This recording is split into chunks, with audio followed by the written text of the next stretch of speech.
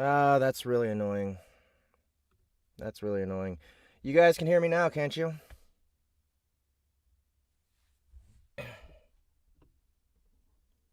I totally, yep. I totally missed everyone yakking at me. Ugh.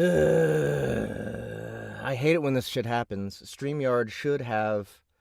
It should default to what I want, you know? I was using it last time. Why did it change?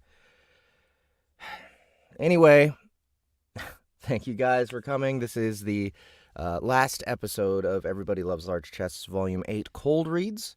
Thank you so much for coming. I was just saying earlier that I'm really enjoying this book, this installment of Everybody Loves Large Chests. I'm liking it better than Goroth already. But this is the last cold read for this volume. Next Tuesday, we're putting all the audio versions of this on our platform, downloadable for free. The big difference is, of course, there won't be any video, but there's going to be a little bit of editing where we're taking out, I've done a couple bathroom breaks. I've done, sometimes I go out of the booth for a second. Sometimes I have to type and look at something, and so that stuff will be cut out. But everything else will still be in. And yeah, you'll be able to download it to your phone, so you don't have to use data to stream it on YouTube or whatever. Yeah, so that's happening next Tuesday. I'm going to be able to finish narrating this book by the end of next week, the whole thing, and then on the next Monday. So let me look at dates here.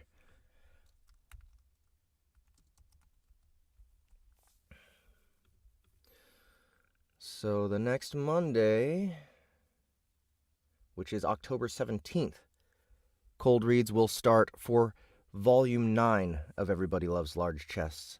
Yes, that's right. I am back-to-back narrating this series. So I'm really excited to do that and get kind of caught up here with Neven's pace. He's trying to get more of them out there. So we're gonna start on Volume 9 very soon. Episodes 8 and 9 are gonna get worked on back-to-back. Also, just wanted to remind you guys that Neven Iliev's The Stars Have Eyes is on the Sound Booth Theater platform right now. So if you haven't already, go check it out. Episode 1 is free. We have 14 more episodes, and that is, as I was saying before when you couldn't hear me, The Stars Have Eyes is probably my first experience of getting hooked on something on Royal Road. I read it about a couple years ago, and I thought it was a crime that people, Neven's fans, didn't check it out. I probably just a fraction of the audience went over to it, and I honestly think it's his best work yet. I really like everything Neven's written so far. So that's why I decided, hey, we need to do justice to this thing and bring more attention to it, and so that's what we did. So I hope you guys will go check that out. And also, everything else that we have on the platform, we're doing more and more exciting things. Our new app is going to be launching very, very soon. When we took it to betas, it was still not where we wanted it to be, so we haven't released it yet. But we're not hoping, we know that by October 31st, it will definitely be launched. So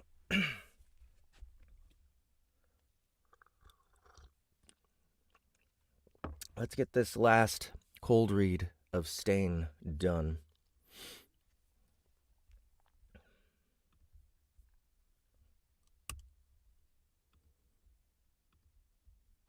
All right, cool. So looks like I need to restart the program because it's not working properly.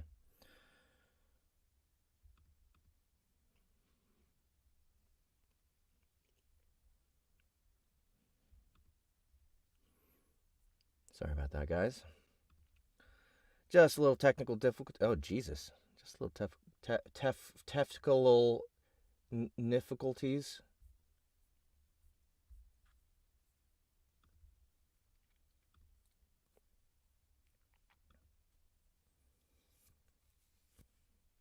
Do you think she's in Chapter 2?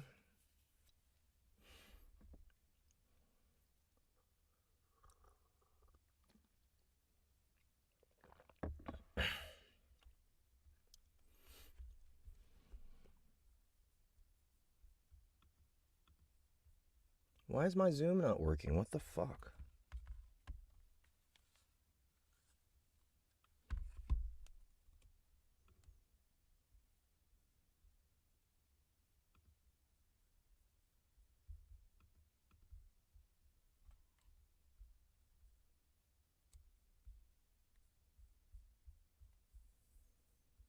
There's something wrong with my trackpad?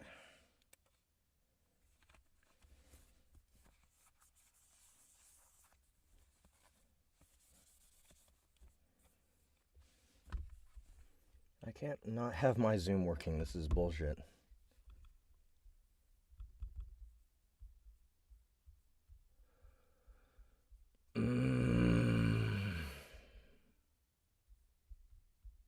I hate this a lot.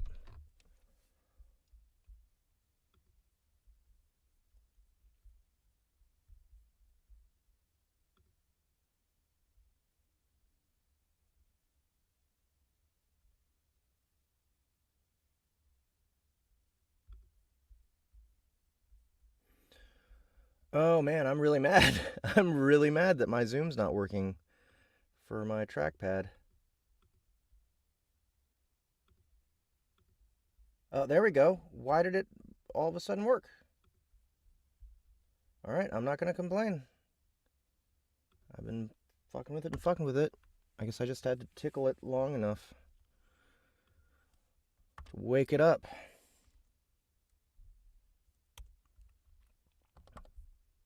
Alright, here goes. Yeah, I figured that's how it would be. What's up, Neven? Good to see you.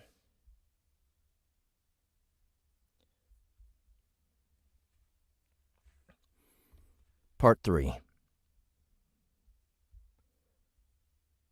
Boxy, as Keira, continued to lay in bed with Roanna's hands wrapped around the redhead. The shapeshifter stared so hard at the pink gem on the nightstand.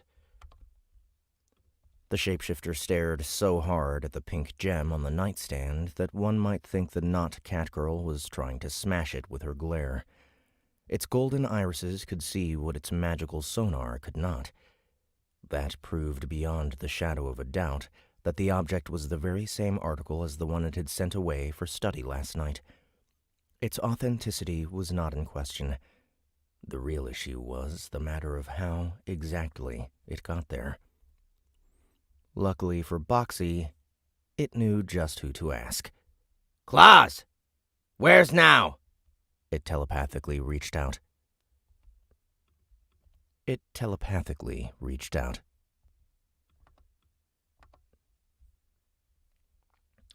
Neven, his name should be pronounced now, right? The shapeshifter had sent its pet assassin to keep a close eye on the hero of magic the day before. It initially didn't want to do that, since Now might detect the spider demon, what with her being made up of mana and him being a hero with unknown skills. However, the shapeshifter rapidly changed its mind after that mimic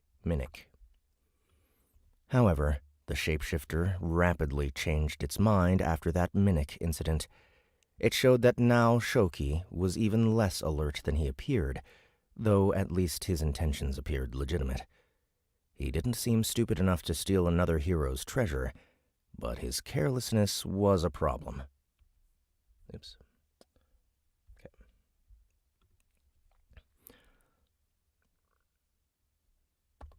Okay. Good morning, Master.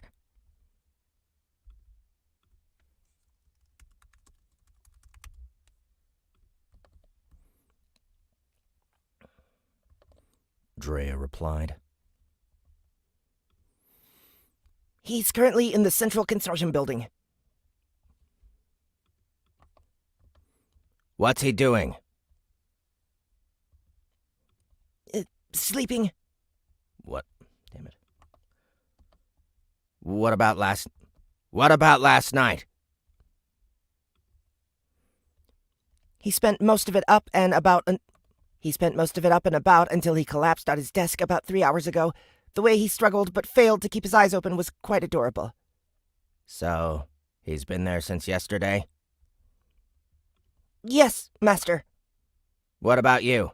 Where are you right now? I'm hiding on a rooftop with a clear view of the magical laboratory he's in. Then you don't know exactly what he's been up to?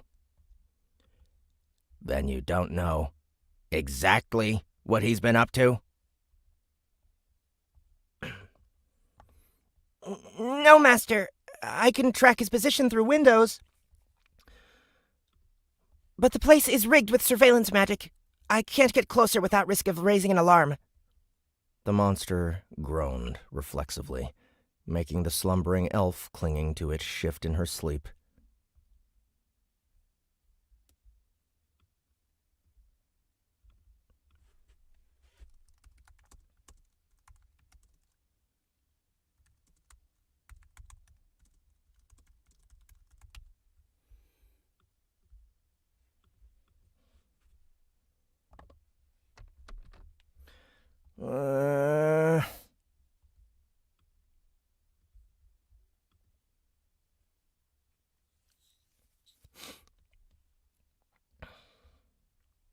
It should have known those damnable security measures would be there, just like the Orders Guild office. The worst part was that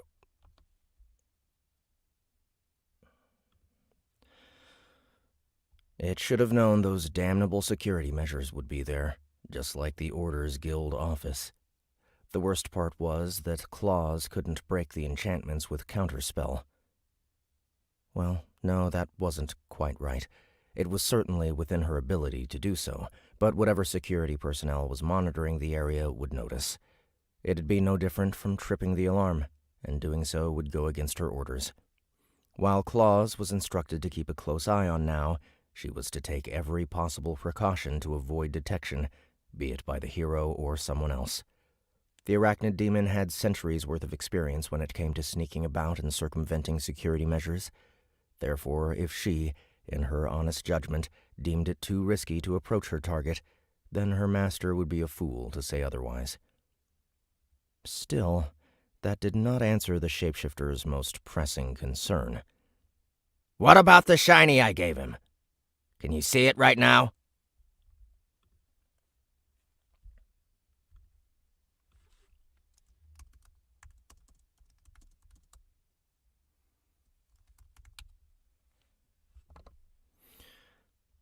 No, Master. "Do you have any idea where it is?" Yes, Master. I saw him carry it around and use a bunch of tools and wands on the thing. The last thing he did was stick it inside a rune-inscribed cylinder that he placed on his desk. He kept staring at it as if he was waiting for something, but the cutie dozed off before it happened. Nothing weird happened after that? I don't know if it qualifies as weird, but the little guy accidentally knocked the container off his desk while he was asleep. So, you can't see the thing that should have my shiny? So, you can't see the thing that should have my shiny?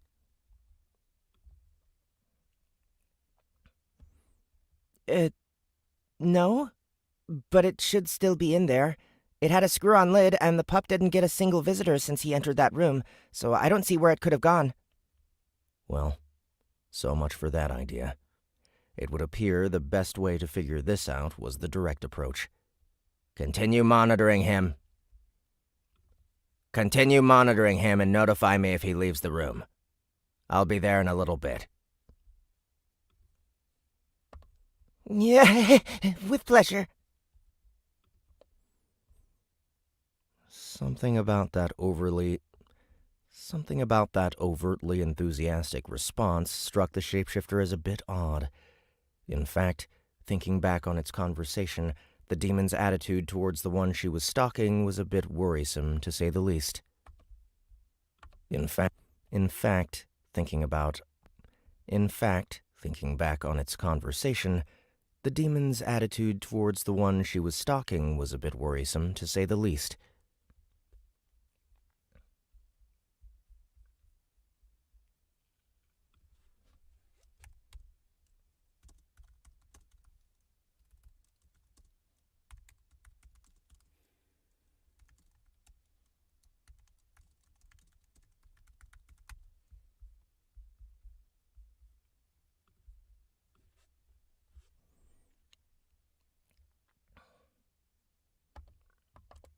Say, Claws. Say, Claws. I can't help but notice your choice of language. What do you mean, Master? Why do you keep calling the man things like adorable or darling? Well, it just sort of slipped out. He's so cute that I can't help but want to eat him right up. Of course, with claws being claws, this intention was very much literal. Allowing that was clearly a terrible idea. Bound demons were considered extensions of their summoner's status. Excuse me. Bound demons were considered extensions of their summoner's status, so there was no doubt in the shapeshifter's mind that a clash of fate would trigger if claws were to assault him. Besides, it would be preferable if Keira and Now could forge a cooperative relationship, as the wolfkin could prove to be a valuable resource in the long run. But Master's way better, added the web-stalker in a hurry. There's no way that brat and his pinchable cheeks could measure up to Kira's world-class beauty. Who cares? Just keep your appetite under control and your jaws away from him. The last thing I need is for you to accidentally eat him like you did that famous bard during the war. Yeah, understood, Master, Dre replied, with obvious disappointment.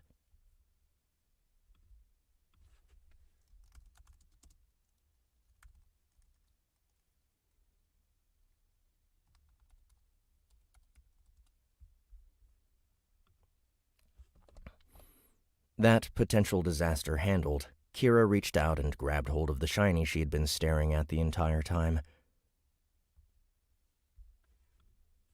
Feeling her lover shuffle around also roused Rowana from her slumber.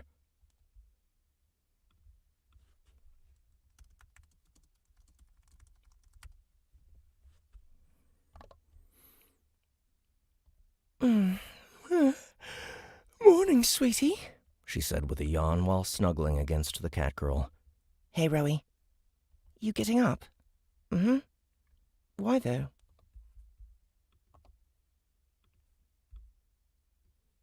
Still early, isn't it? Yeah, but we got a little situation. The elf blinked the sleep away from her eyes, while confusedly staring at the object in Keira's hand.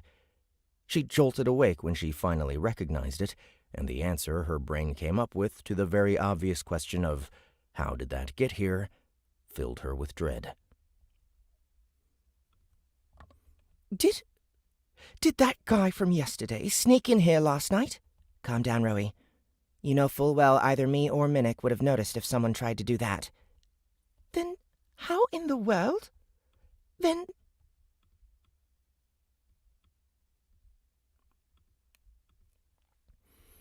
Rowana's worries came to a grinding halt mid-sentence when she noticed the take a guess look on Keira's face. Oh, right. Hero of Chaos. She exhaled as she rubbed her face.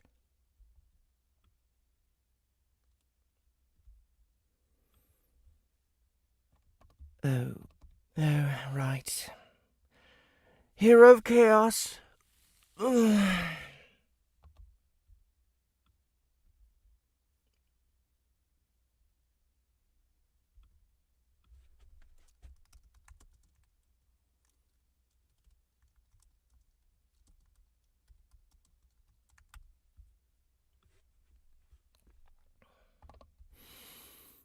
So, what are you going to do? I'm going to find Now and demand an explanation. What, right now? It's not even dawn. It would be if it wasn't winter. I'm already up, so I might as well make sure nothing shady is going on. Better safe than sorry and all that. I guess.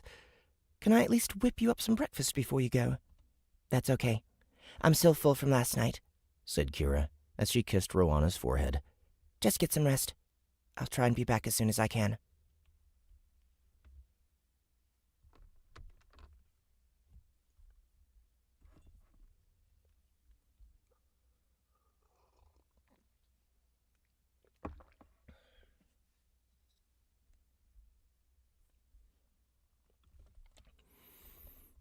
After that tiny bit of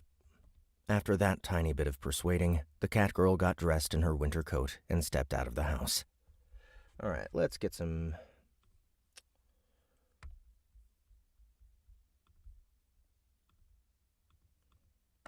sound effects down here. On the shack, let's see. Shack morning.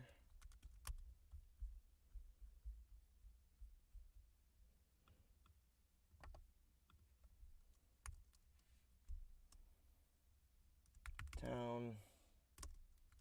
Winter. Morning. After that tiny bit of persuading, the cat girl got dressed in her winter coat and stepped out of the house. All right, we'll do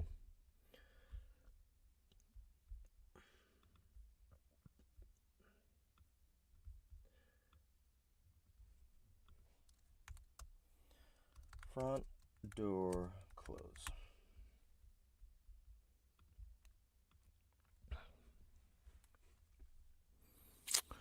Front door close. Where'd that go?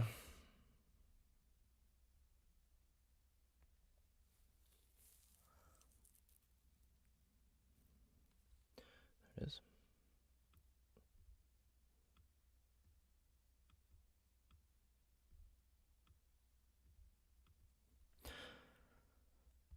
Now was still fast asleep by the time she made it to the central consortium and arrived in front of the double doors to the lab he had borrowed. Unfortunately, there seemed to be something of a bodyguard in front, a wolf-eared male beastkin in an unfamiliar, white-colored military uniform, to be precise. He had brown skin, just like Keira now, though his eyes, tail, and braided hair were pitch black. He looked to be quite a bit older than the hero of magic and significantly more muscular, too. He was either a berserker or warrior, judging by broad build. He didn't appear armed at first glance, but Boxy's MLG revealed he had dozens of bladed weapons of varying lengths on his person, mostly beneath his long coat.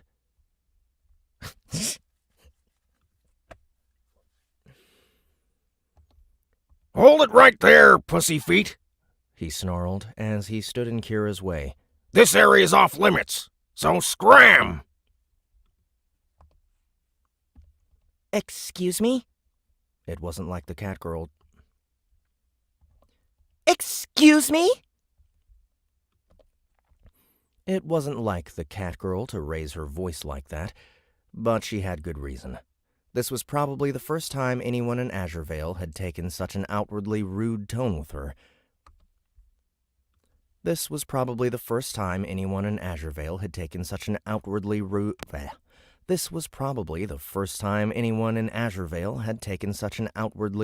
tone with her, even before she became something of a war hero.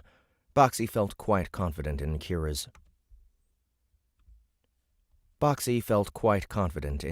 adorable and approachable appearance, so this burst of unwarranted hostility indirectly injured its pride. It didn't need to fake being pissed off.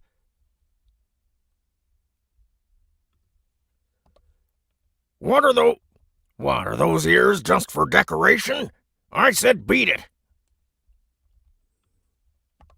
Mister, you don't know who you're messing with. If you did, you'd get out of my way. I don't give a damn if you're the Emperor himself. You ain't getting in here, you runt. I'll put this in a way that you can understand, dog breath. She pointed a finger at him. You will let me pass. Whether it's voluntarily or by force is up to you. You're gonna have to try a lot harder if you want to scare me, you twerp. And just so you know, you lay a finger on me and you're losing that arm. The door behind the he-beast suddenly opened to reveal the one he was supposedly protecting. Now had woken up from the very vocal arguing and had come out to see what all the fuss was about.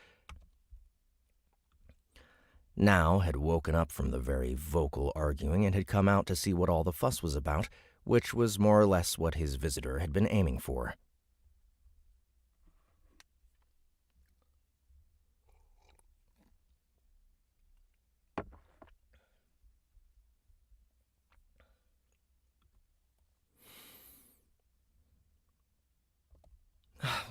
For pity's sake, Kuro. I said I needed quiet, grumbled the hero of magic while he scratched his scalp out of annoyance. Oh! Keira! Didn't expect to see you so soon. Wait, you actually know this cheeky... Wait, you actually know this cheeky brat now? Asked his bodyguard. Yes, I do. She's a friend, he said as he turned back towards the cat girl. Please come in so we can talk in private. I'll take you up on that, replied Keira as she walked past the much taller wolfman. Actually, I could really use a cup of hot black tea to wake me up. So could your lackey get one for me? Lackey? Who do you... Kuro butted in now, interrupting him. Do as she says and get one for me too, and for yourself while you're at it. You're serious? This country has some amazing tea. The one I had yesterday was quite delicious. It'll do you and that temper of yours some good. I don't know. I don't feel right leaving you alone with a stranger. Not after that psycho hero of chaos cut you Not after that psycho hero of chaos cut you yesterday.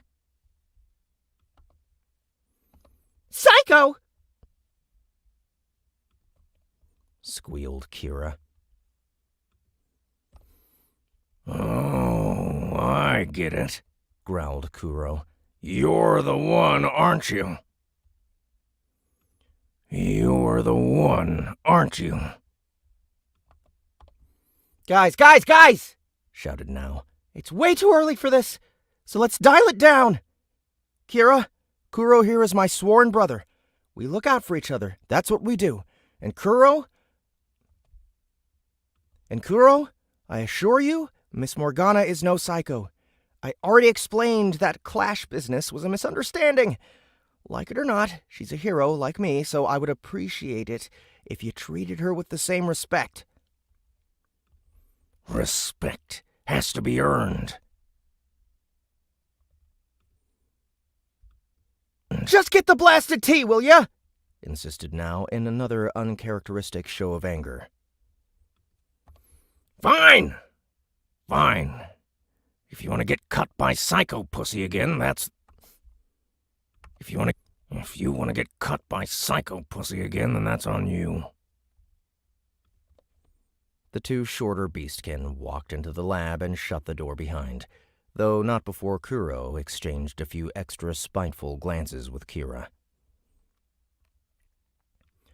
For a guy who hates violence, you sure do keep strange company, stated the cat girl once the two of them were alone. That one's a berserker, isn't he? Why, yes, he is. How could you tell? I've just seen that sort of hot-headed intensity before. The cat girl leaned in a bit and whispered, Miss Hilda is way scarier than that mutt. Oh, I see. Still, even if he's a bit of an asshole, Kuro's heart is in the right place, so please don't hold a grudge over his words. Let's go ahead and change this. Visitor had been aiming for.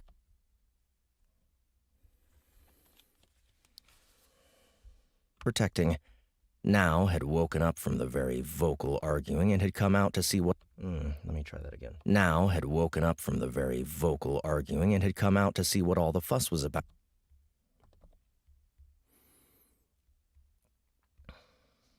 Now had woken up from the very vocal arguing and had come out to see what all the fuss was about, which was more or less what his visitor had been aiming for.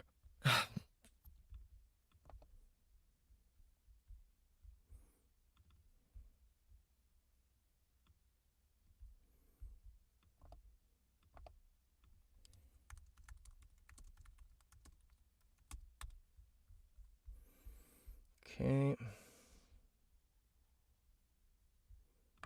The two shorter beastkin walked into the lab and shut the door behind, though not before Kuro exchanged a few extra spiteful glances with Keira. For a guy...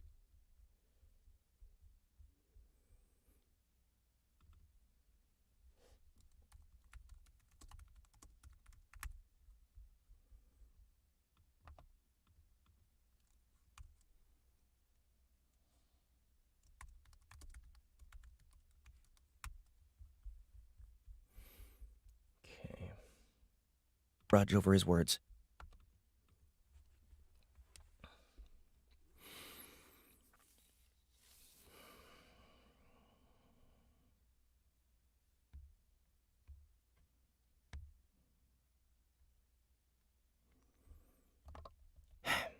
Fine.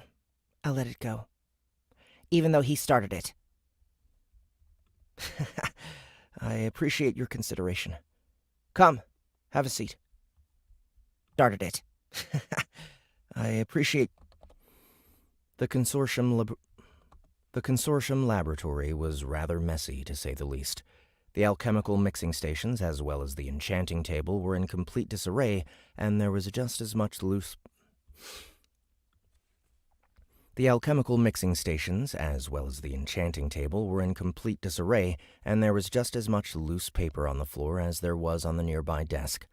One of the walls had a huge blackboard nailed to it, with all sorts of sigils, symbols, and equations written in absurdly neat handwriting.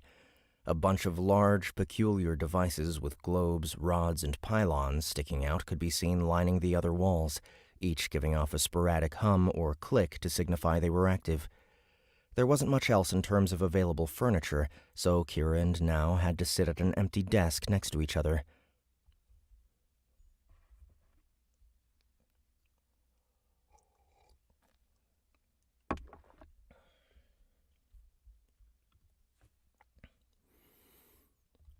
So, what brings you here this early? This. The redhead pulled out the enigmatic gem and placed it on the desk. I woke up to find it next to my bed. Care to explain how that happened? Now blinked at the pink gemstone a few times before he glanced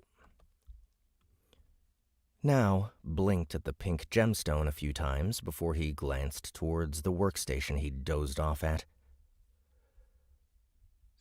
Early. This.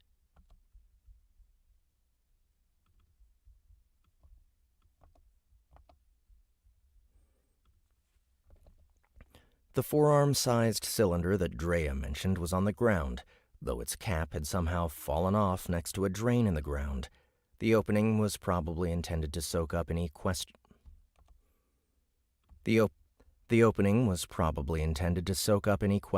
alchemical mixtures that spilled on the floor. However, the gaps in its tiny grate were just wide enough to let the relatively slim gem slip through it if it fell just right. However, the gaps in its tiny grate were just wide enough to let the relatively slim gem slip through it if it fell just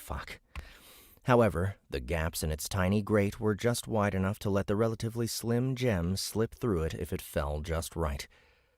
From there, it found its way through the sewage system until it somehow ended up on Keira's nightstand. After piecing together the likely yet highly improbable chain of events, the wolfkin scholar took this development as evidence that more or less proved one of his theories. I see. So it's like that after all. Like what? Probability manipulation of the highest order. That trinket of yours possesses the uncanny ability to make things happen seemingly by accident, but always with a singular purpose. Just yesterday, there were 4 instances when it very nearly escaped the lab the instant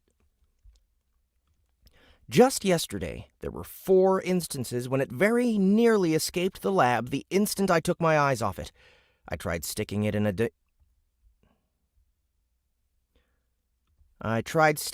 demanitizing unit to drain any residual magical charge, but that obviously did nothing. Purpose? Escape? You make it sound like this thing's alive. Is it really that strange? Countered the wolfkin. If lumps of rock and piles of metal can move around by their own free will, what's to say the odd mystical artifact can't do the same? Granted, sentient equipment is exceedingly rare and often cursed, but it does exist. And that little guy, If I were a betting man, I'd wager he hates being separated from you. So, what? It'll always come back to me? Based on my observations, and given the fact that neither of us really knows how it returned to your possession, I'd say that seems the most likely conclusion. Huh. Mind if I put that to the test? Knock yourself out, but don't blame me if something goes wrong. Keira stood up and walked to the window. She opened it and, after silently ordering Claws to get ready for a catch, tossed the gemstone out into the cold air with all her might. Excuse me. It unerringly flew towards the camouflaged web stalker on the nearby rooftop for all of 6 meters before things got weird. Let's see here. Yeah, I'll tag it later. It collided in midair with a clump of snow falling from the branches high above, one of the hazards of living under an enormous tree during winter. This knocked the gem off course and prevented it from falling into Drea's waiting clutches. Keira's trained eyesight tracked the bright pink jewel as it bounced off an awning and fell into the street below, landing inside the coat collar of a passing pedestrian. Feeling something cold and hard against his neck, the man panicked and began flailing about. He managed to fling the gemstone at a passing adventurer, who ended up deflecting the small object with his hand on reflex, knocking it upwards. The valuable item then drew a graceful arc through the air before coming to a stop in Keira's untamed hair, its dampened surface making it stick to her crimson locks like glue.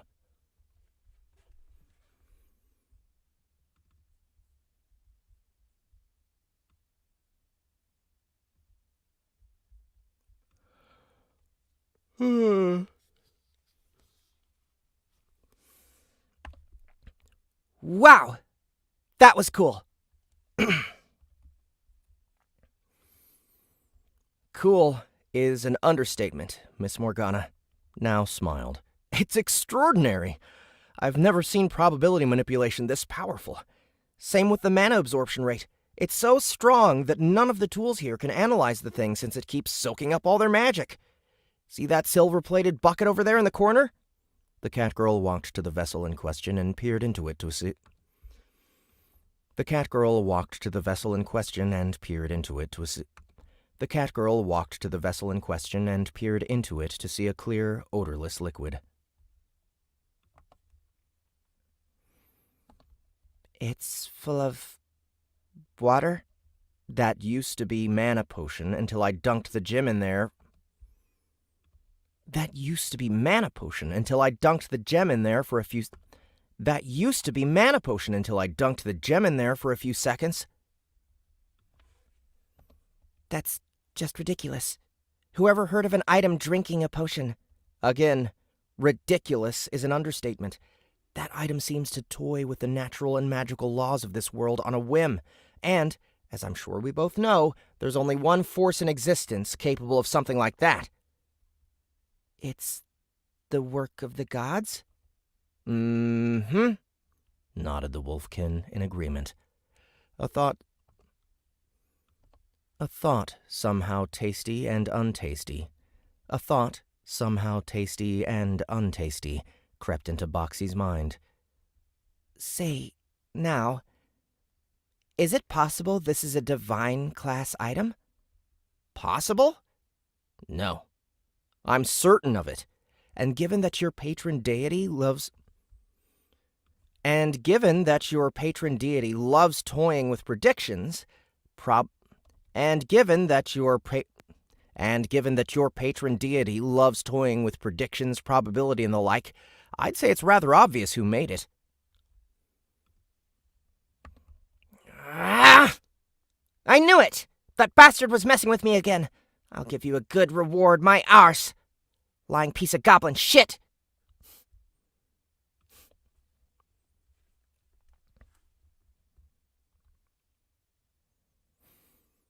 In a fit of rage, Boxy ended up tossing the jewel in question into the floor, only to have it bounce off the ceramic tiles and smack it right in the forehead. Ouch! God damn it!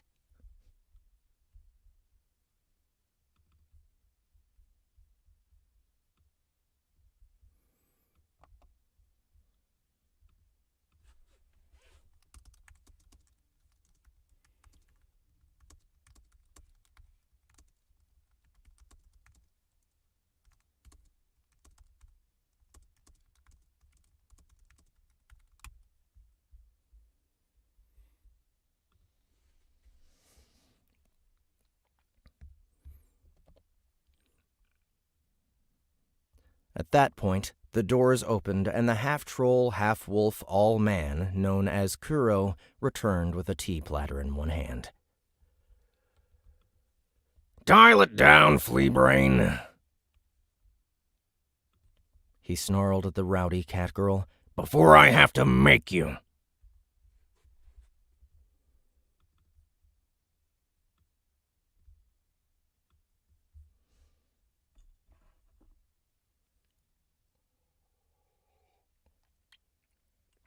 Slim Jim.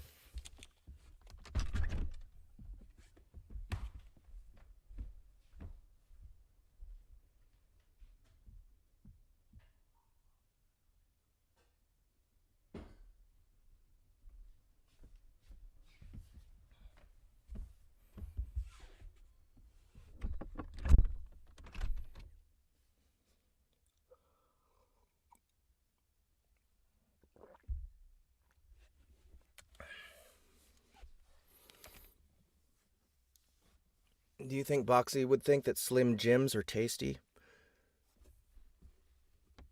Ooh. Ah.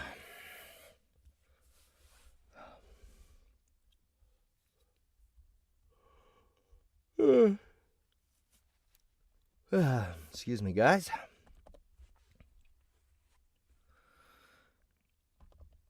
After a few minutes and a cup of hot tea, Keira simmered down while Kuro glared at her from the corner of the room. I take it your patron offered you a divine item for some quest?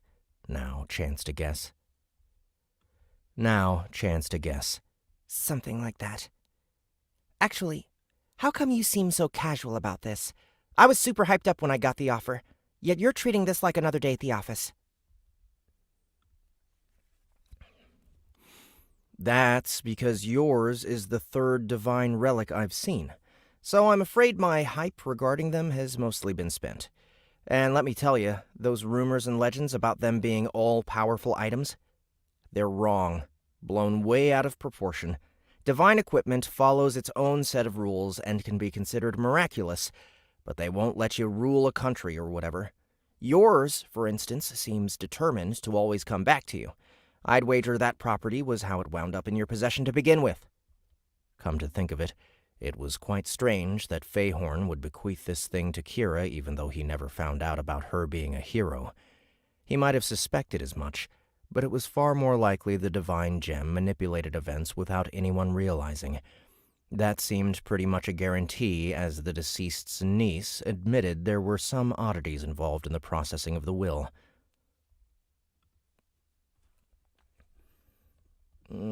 Just my luck, groaned Keira as she slumped into her seat. I should have known something was up when Bob promised he'd tell me about it rather than giving it to me. That guy. He's always so peculiar about his words. I knew he was yanking my chain. I just couldn't tell how. Aha. Well, that's how the deities are. Lunar can also be infuriatingly cryptic at times, but I don't really mind. Unraveling the mystery is all part of the fun. I'm glad at least you're enjoying the hero thing. I've nearly had my life ruined several times because of Joshua's bullshit.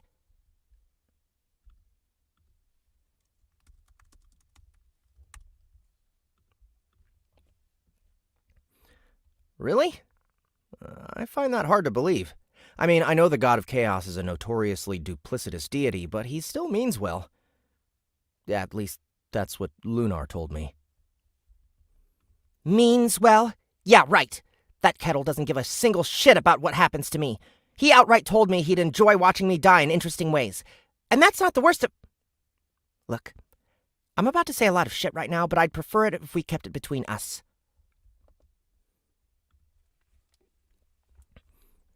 Keira looked away from Now and glared over her shoulder at Kuro. Taking the hint, and after a nod from Now, the fiend-like beastkin left the room while repeatedly giving the catgirl the "I've got my eyes on you" gesture. The nuisance out of the way, Keira began explaining chaotic disposition and agent of chaos to Now. The actual effects, not some The actual effects, not some made-up version. It was hardly the first time Boxy had to talk about them, so it was possible it might contradict its alter ego if it started lying about those skills now. It was risky giving away this potentially sensitive information, but the shapeshifter deemed it worthwhile. Its goal was to befriend now, and it figured garnering sympathy was a good way to do that. Revealing those stress-inducing skills was the first step towards that goal. The second was regaling the gullible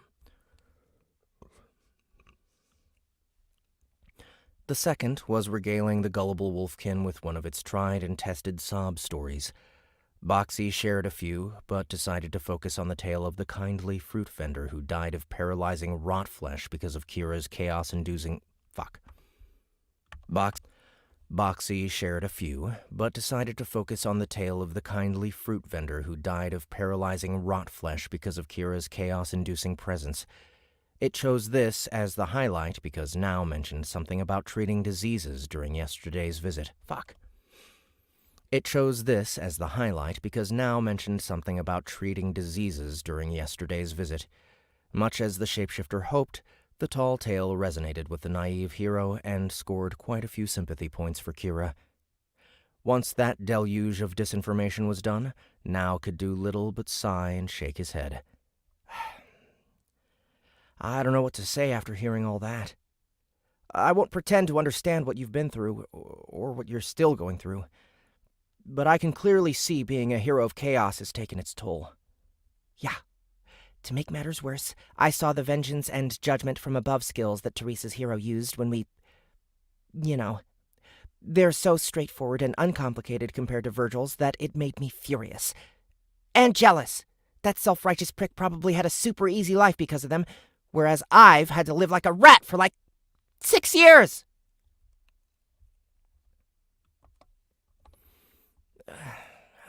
I must confess, though I sympathize with your feelings, I can't really relate. I'm also guilty of having purely beneficial hero skills.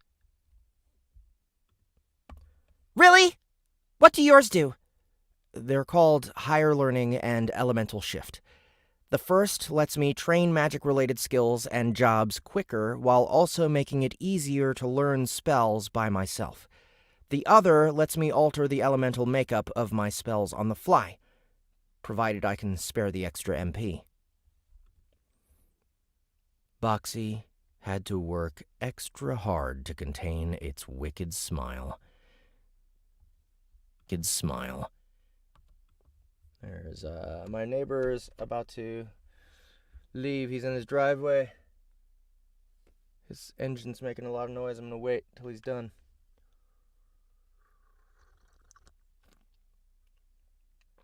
Pretty mid. Slim Jims are terrible.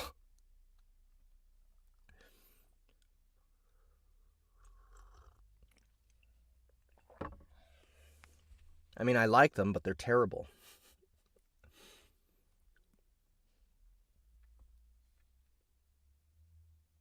All right, they're gone. Smile. The I showed you mine, so show me yours plan to find out what this hero was capable of had worked flawlessly. This was vital information. It knew what to expect if it went up against the hero of magic and the sort of prize it could expect should the wolfkin somehow find himself in its belly. Higher learning was clearly tasty, but elemental shift was definitely the big one.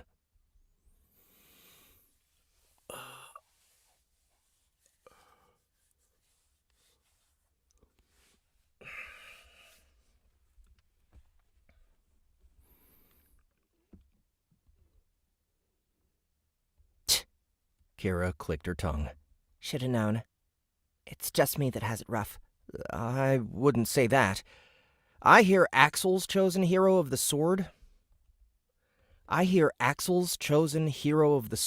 to meet a monthly monster kill quota, otherwise their title gets revoked.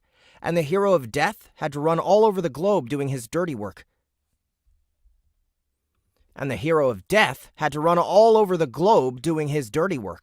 Nobody even knows what Nairi has her hero doing, but they've been missing for at least 20 years now. It's hard to imagine such people... It's hard to imagine such people have the time to do anything for themselves, or foster any meaningful relationships.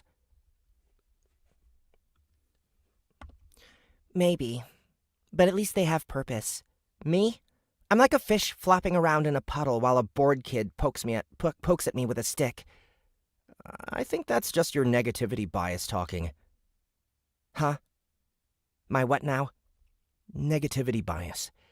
People tend to focus on the bad things that happen to them to a disproportionate degree. I won't go into the details, but I bet if you really thought about it, the flows of chaos have presented you with fortune and misfortune in equal measure. For instance, you complain about everything you've gone through. And, rightly, so... For instance, you complain about everything you've gone through. And rightfully so, damn it. For instance, you complain about everything you've gone through. And rightly so, by the sound of it. But it's also undeniable it left you in a very enviable position. Keira had the adoration of thousands. She was a hero to the Republic's people in every sense of the word. She was also highly respected by her peers, judging from what now heard from the consortium's staff. The entire building had been abuzz with the impressive haul the Mad Cat brought in from across the border. God damn it. The entire building had been abuzz with the impressive haul the Mad Cat brought in from across the border, which also signified her latest adventure had been highly lucrative. That's a thing, huh? The girl paused to consider those words. You might have a point. I certainly wouldn't be here without Terry, for better or worse. I just wish he'd tip the scales towards nice things more often, you know? Oh, actually, that reminds me. There's a delicate matter I could use your help with. How delicate? You can't speak of it to anyone. Does it have anything to do with your death?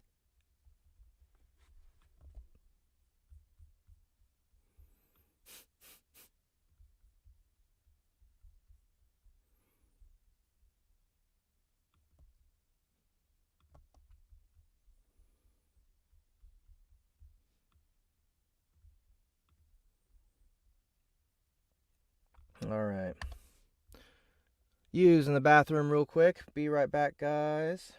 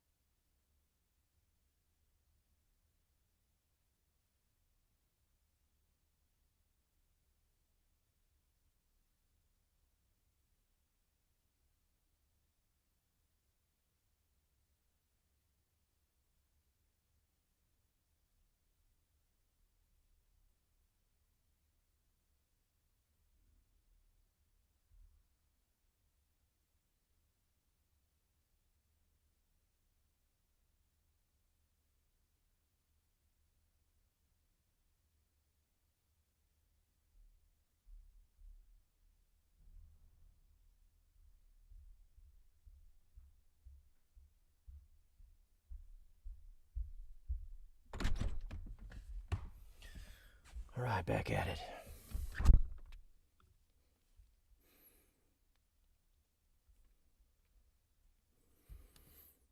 You don't have to be considerate about Slim Jims, okay? You don't have to.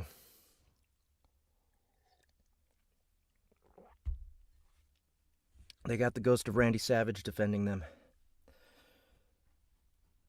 They're alright.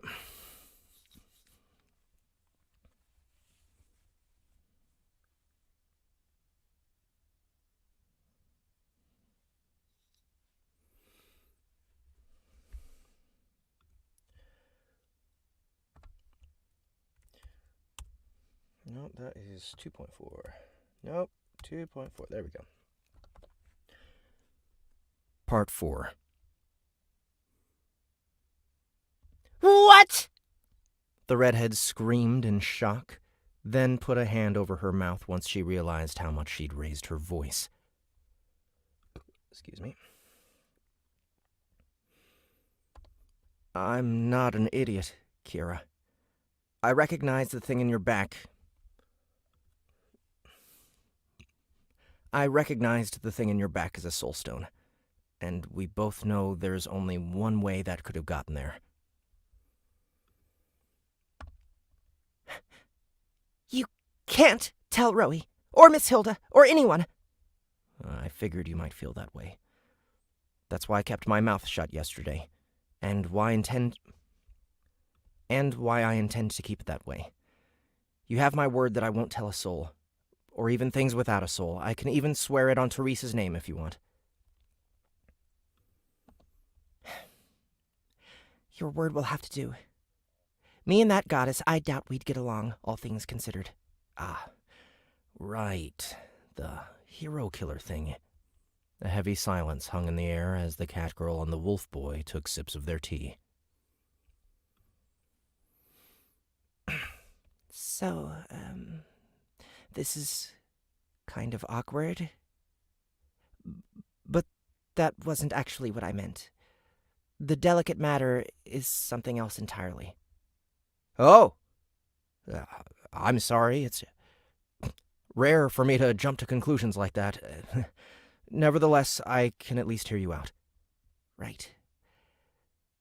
There's no good way to say it, but I somehow ended up with a level 25 wizard job out of nowhere.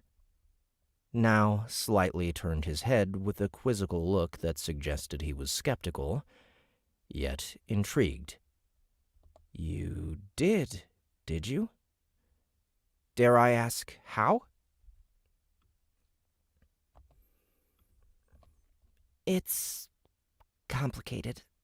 Look, that part's not important. It's just that I have all these new incantations in my head, but I'm scared to give them a try. I've done magic through skills and stuff before, but this is different. Spells are like official, you know? I'm afraid I'll hurt myself or those around me if I start playing around with the mystic arts. I see.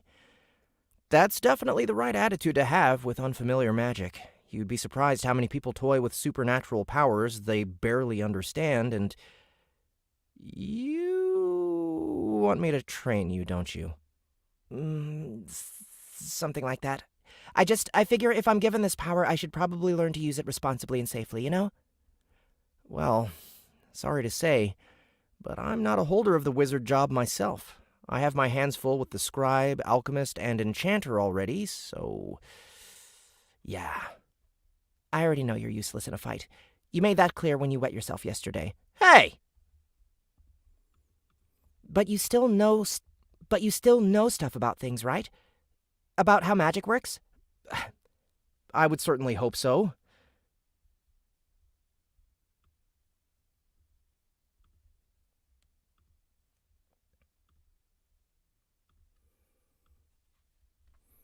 Otherwise, I might as well be the hero of muffins.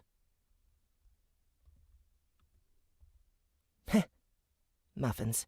On a more serious note, why not just go to one of the guilds? They'd be able to do a lot better than I would. Oh, yeah, that'll go over well. Hi, I just instantly got 25 levels of a job because I'm special. I'd rather not. It's not that bad. Anyone can get level 25 in a combat job if they work on it for 1 or 2 months. I'm not just anyone, though. I'm the hero of chaos. I don't want any more horrible rumors spreading, especially about how I'm an entitled brat that had everything handed to her. That's the last thing I want to be. They can call me violent and crazy all they want, but at least I'm willing to admit that there's some truth to those. But... And don't get me started on the glory hogs who just want to teach me in order to elevate their own status. I have to beat those pricks off with a stick as is. I'd really rather not invite a bunch of wand-twirling, pajama-wearing twinkle fingers breathing down my neck. Twinkle fingers?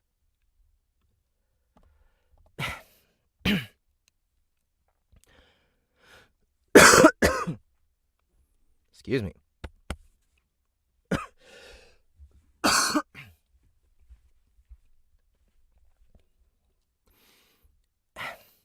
Sorry. Heard that from a dwarf recently and it got stuck in my head.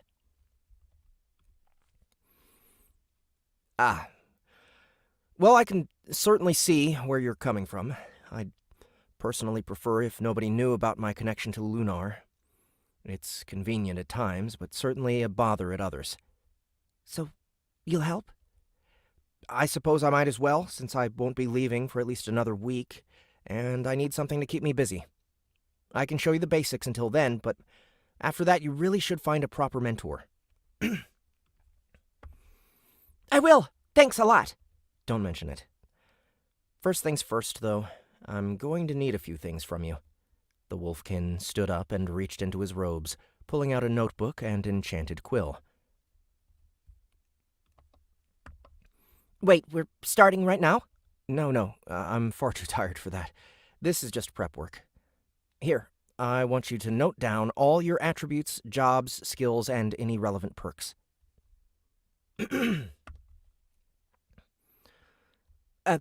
What? Why? Because I need to know what I'm working with. No, I meant... Yeah, I know what you mean. I'm not a scribe. I know what you mean. I'm not a scribe capable of full appraisal just yet. I can barely do a basic one, to be honest. All your non-caster jobs and skills would fly over my head since I lack a great deal of knowledge. Besides, I wouldn't want to put you through that gross-feeling process. Nobody likes being appraised. Yeah. Thanks for that. You know, you can be rather sweet when you want to. Now blushed ever so slightly at Keira's bright smile and kind words, both of which were positively oozing with charm. Don't mention it!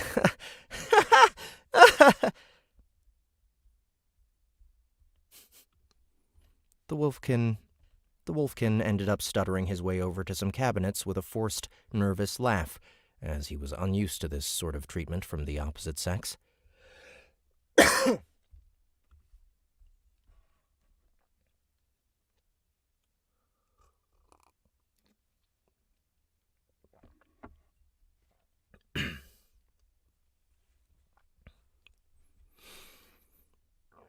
The sort of attention his vulnerable appearance attracted most women. The sort of attention his vulnerable appearance attracted from most women was The sort of attention his vulnerable appearance attracted from most women was superbly undesirable. This was the first time in recent memory a girl had treated him like a person rather than a doll or toy. He tried to put those thoughts out of his head as he rummaged through the cupboards. Meanwhile, Boxy was thinking its lucky stars for dodging that appraisal and began writing out Keira's status.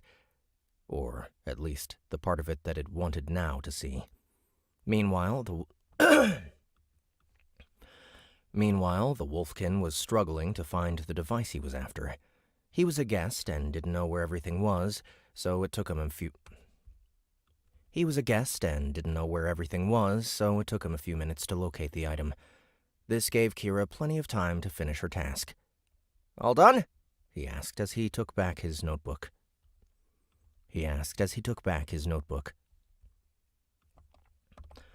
Let me see here. Now? What's that crown-looking thing in your hand? I'll explain in a bit. Before that, your job levels are kind of ridiculous. Are they? What's wrong with them? You said here you're a level 41 ranger, a level 39 blade dancer, and a level 23 artificer. Plus your skills are all reasonably developed. And that's not even counting this new wizard job. Okay. And? It's just hard to believe this is the status of a 16-year-old who's only been an adventurer for... How long was it? Little over half a year? I'll be blunt. It's extremely impressive you managed to get so strong this quickly. What's your secret, if you don't mind me asking? The redhead's mood visibly soured as she took a deep breath, but she answered nonetheless.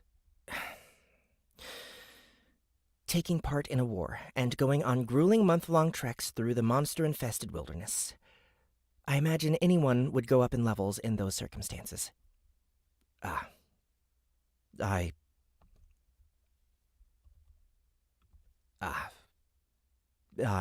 apologize. I didn't mean to pry. It's okay. A lot of things happened, but I'm stronger for it.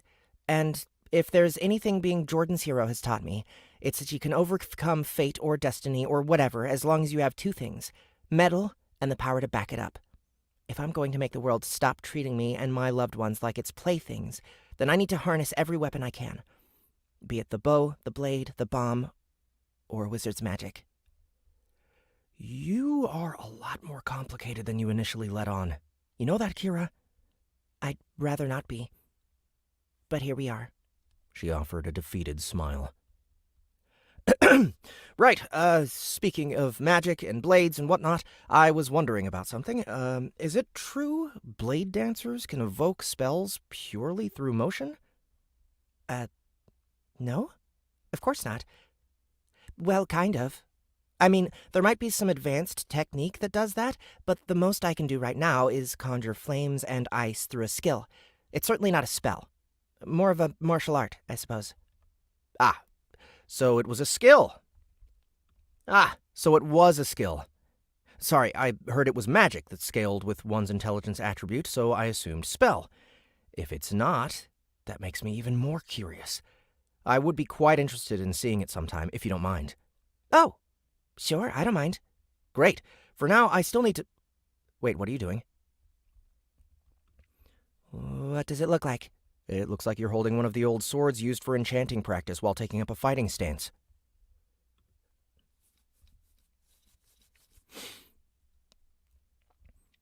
Glad to see being such a bookworm hasn't impacted your powers of observation, said the cat girl with a wink. Better keep putting those to good use, yeah? I said I would like to see it sometime, not here and... I said I would like to see it sometime, not here and... Winterlich Waltz! Before now could stop it, the genius at showing off that was Keira. Before now could stop it, the genius at showing off that was Keira Morgana was already at it. The dull blade in her hand was coated with a pure white sheet of ice and let off a fine mist as it and its wielder danced gracefully around the room. A series of long, flowing movements blended together into a single sequence, each pirouette, spin, or jump seamlessly leading into the next motion.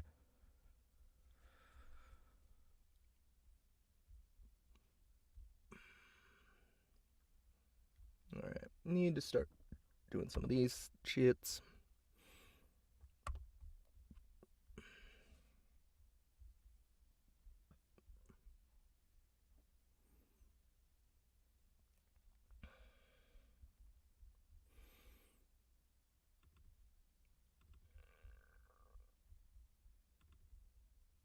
There we go.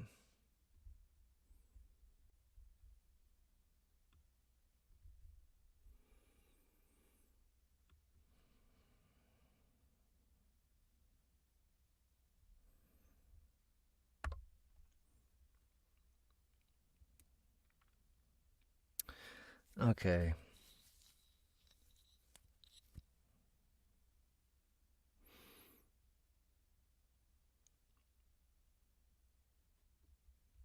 trying to think of a melody.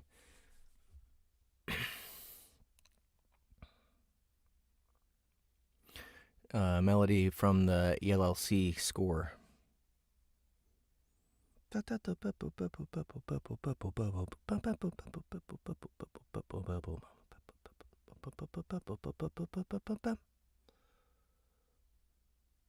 one's too steady. Let's see. How does trying to think of the hip hop tune, the Mortimer tune. How does that go?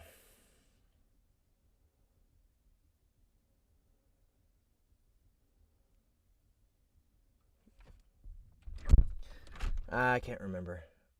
I'll leave it alone for now, but I'll mark it for Annie.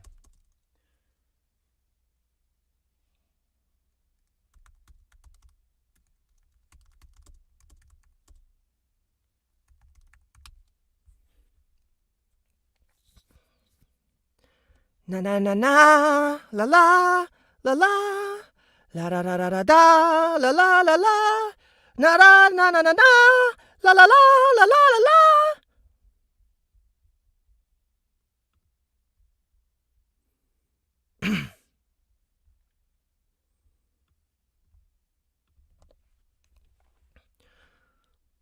She also made her own music with a combination of her humming voice and the beautiful sounds the ice-imbued sword made as it cut. She also made her own music with a combination of her humming voice and the beautiful sounds the ice-imbued sword made as it. She also made her own music with a combination of her humming voice and the beautiful sounds the ice-imbued sword made as it cut through the air. It was undoubtedly something meant to end lives, yet the elegance, grace, and slow tempo with which the girl performed the technique seemed... Damn it. It was undoubtedly something meant to end lives, yet the elegance, grace, and slow tempo with which the girl performed the technique gave it an air of class and charm. It was a performance worthy of being in a palace or opera, not a stuffy laboratory. Even though she was moving so much in a cramped space with all sorts of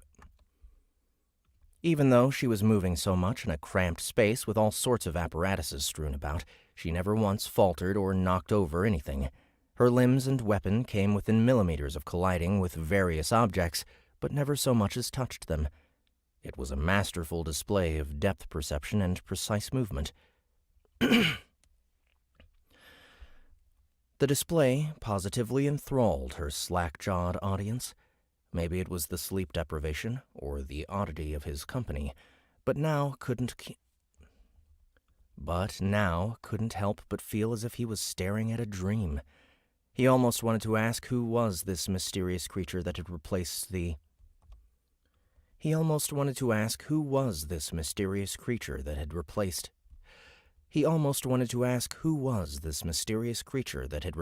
the complicated person he was talking to mere moments ago.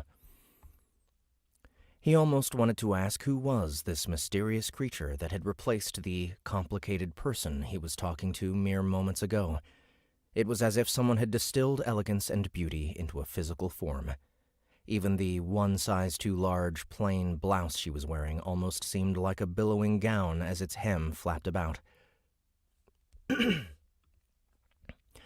The head of crimson hair that topped it all off flickered like a piece of living flame amidst a misty winter wonderland.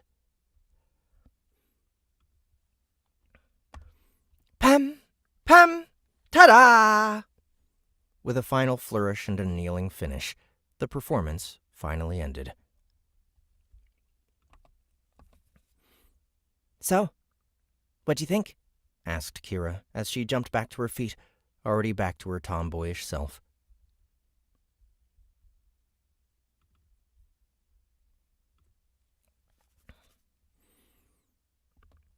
I've had plenty of chances to practice my moves lately. I've gotten pretty good, wouldn't you say? Now didn't think they were pretty good. No. In his humble opinion, the performance was marvelous, beautiful, stupendous. He would even go so far as to say it was literally enchanting. Yeah. Unfortunately, Unfortunately, that weak response was all he could muster. Truth be told, he had already seen blade dancers in action. However, that was in the field during combat. Watching it up close and in such an intimate setting had been a rather extraordinary experience.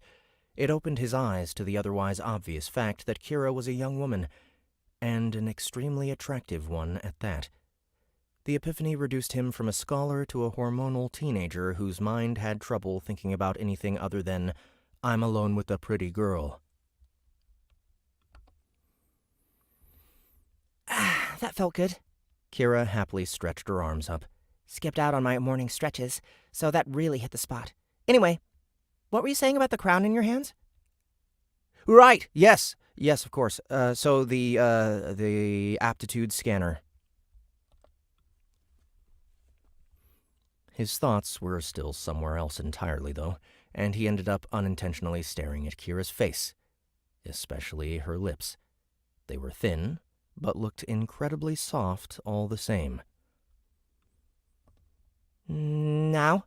Her sweet voice woke him from his stupor. What's wrong? Sorry, I'm, still quite sleepy. He deflected nervously. So, like you said, this crown-looking thingy, you see all these colorful crystal rods sticking in, out of it?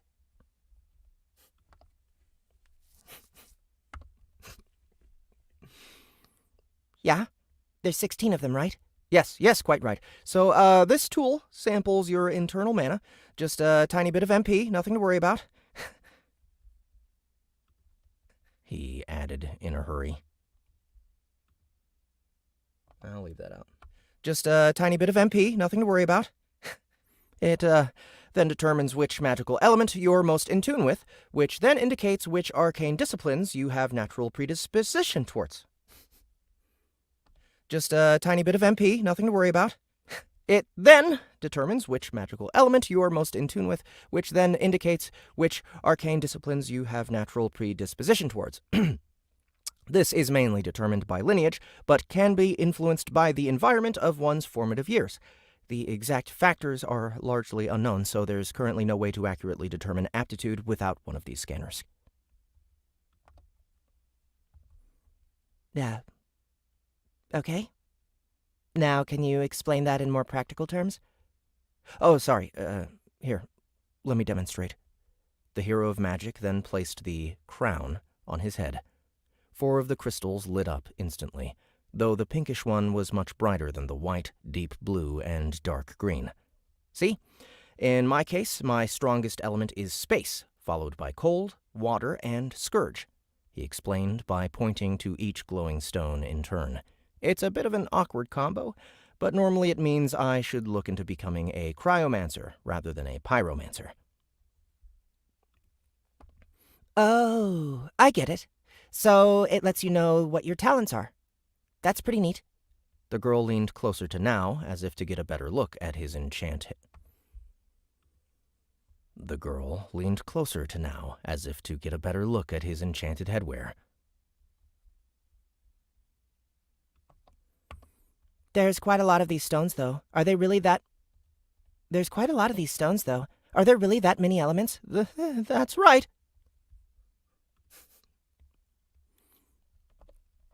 He stammered nervously, unsure how to deal with the invasion of his personal space. Some are more common than others, but 16, yeah. What happens if I use, an unattuned element? Well, statistically speaking, you'll be more prone to messing up the spell, or it may produce a weaker effect than expected. Experienced spell slingers can overcome this after several years of...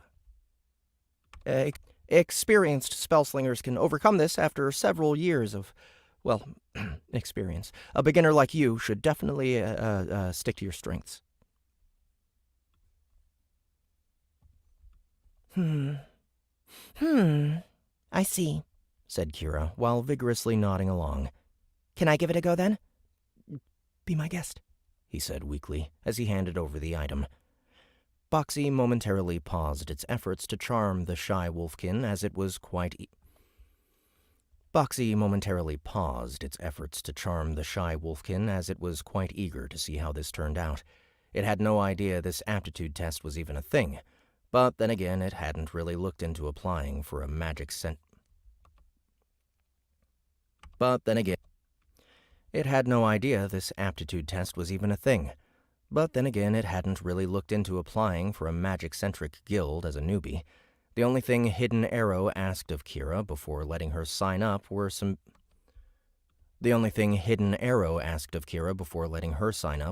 basic tests of her overall fitness and hand-eye coordination. The girl naturally passed with flying colors, though that was hardly an achievement. Those exams were so easy that she'd have to be crippled or otherwise disabled not to pass. On second thought, that was probably the point. Regardless, even if the shapeshifter used magic quite a bit, it had no idea what its strongest element actually was, so it put the aptitude scanning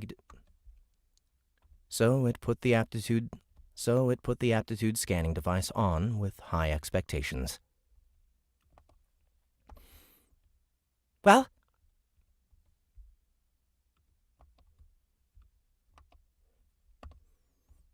Which one is it?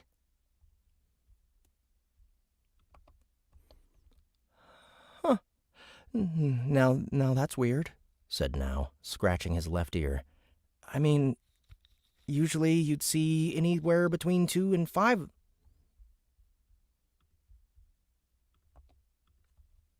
Huh. Now that's weird. Now, said Now, scratching his left ear. I mean, usually you'd see anywhere between 2 and 5 of the things light up. But in your case, I don't see any.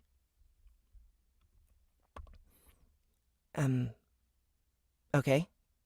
What's that supposed to mean? Let me think, said Now, tapping his chin.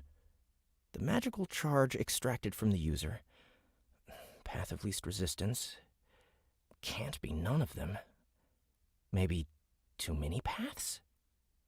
Okay, I have an idea. Do you know how to use magic tools that accept variable MP input? Yeah, my artificer mentor showed me how to work her spot welder. Then try to channel some MP into the item. As little as you can manage. It's quite sensitive, so it might break if you give it more than 10 points or so. This was going to be difficult. Now didn't know, but that was such a minuscule portion of Boxy's power that his request was akin to tipping over a bathtub full of water until precisely 3 drops landed in a cup below. Still, it tried its hardest to accomplish it. It even ended up shutting Keira's eyes on reflex as it narrowed its focus. Unfortunately, it was a wasted effort. Snap!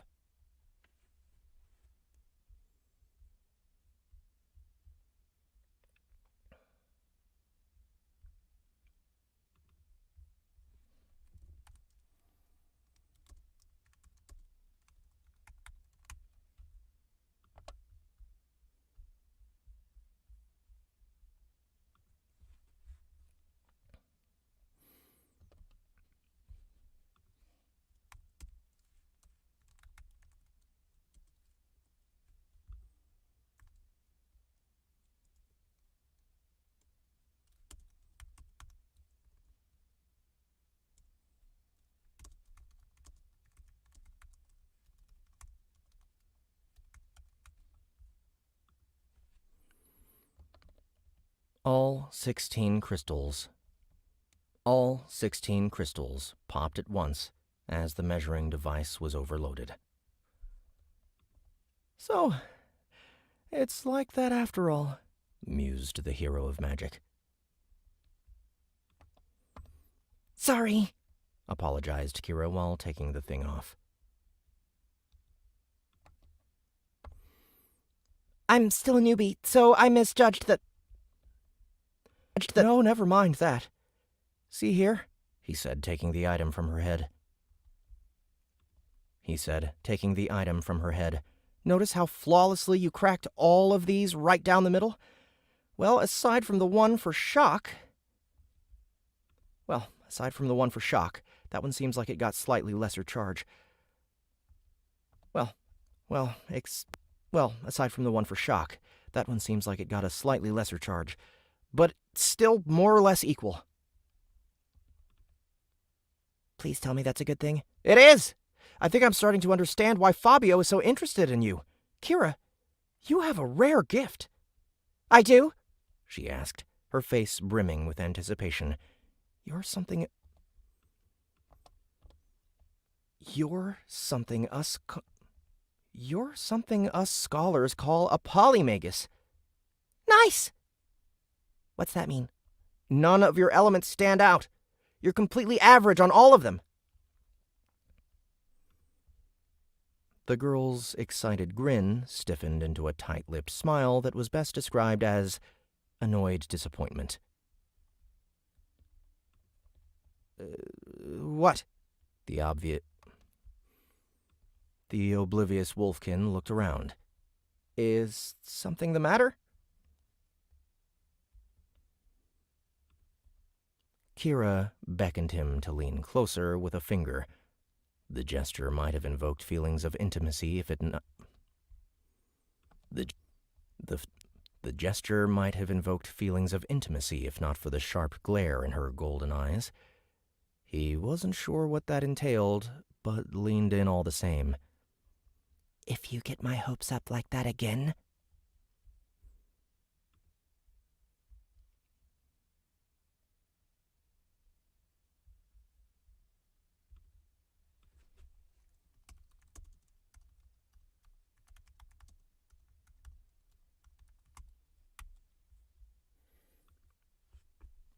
I'm going to slap you so hard it'll sting for a week. Understand? Now had never been an expert on women, but he was especially clueless when it came to a young girl's heart. He couldn't fathom why his excitement about Keira being a polymagus would upset her. In reality, it was his completely average phrasing that really ticked her off. No teenager liked being told that not being special was their best feature.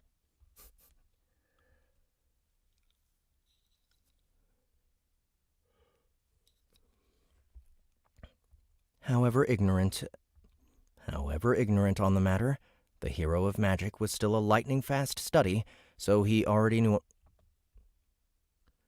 However ignorant on the matter, the hero of magic was still a lightning-fast study, so he already knew what to do in this situation. Yes, ma'am. Namely, to seek forgiveness first, and save the explanations for later.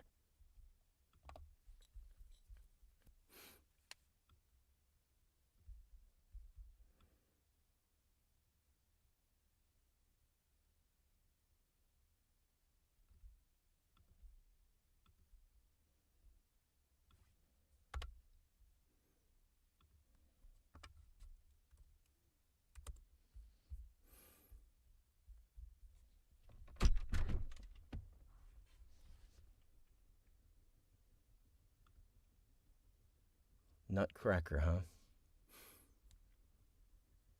Let me see if that fits.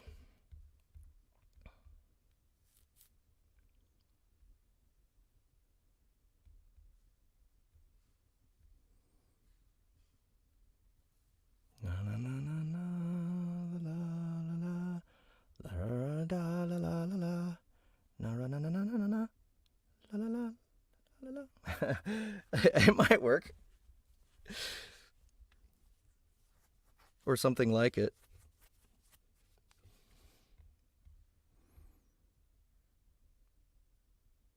Pam pam, ta-da! Na na na na na la la la la la ra ra ra la ra ra ra ra da la la la la na ra na na na ra na na na ra na na na la la la na ra na na na na na la la la la la la na ra na na na na na la la la la la la. That'd be funny. Tchaikovsky at the very least would be a good influence. I'm gonna make that note.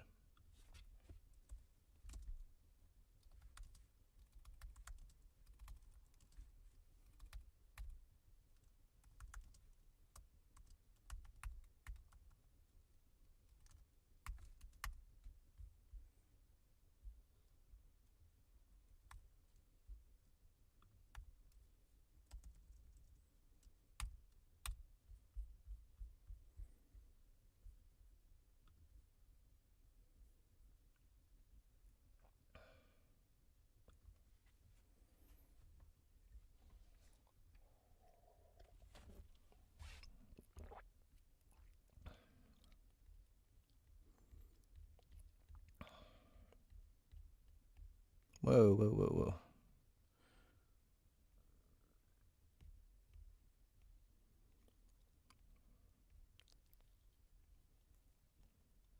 Where are we at? We're at 30%. I think, let me bookmark this.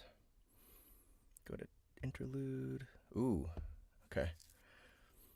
All right, I'm going to do one more part. Looks like it's going to be... There's probably going to be 6 parts to Chapter 2. So I'm going to stop before I get to the next part. But, it'll still be a lot for today.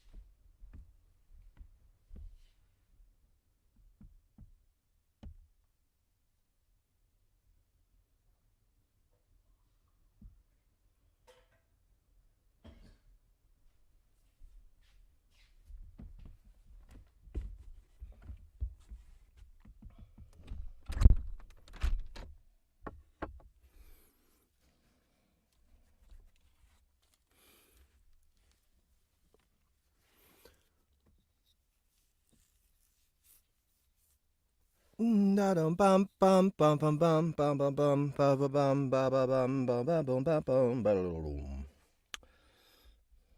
guys got the Nutcracker shit stuck in my head. That's actually Dance of the Sugar Plum Fairies, but still, same show.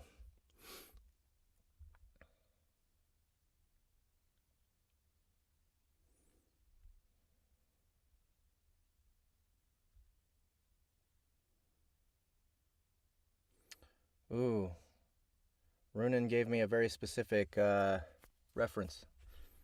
Nutcracker Act 2 Tableau 3, number 14.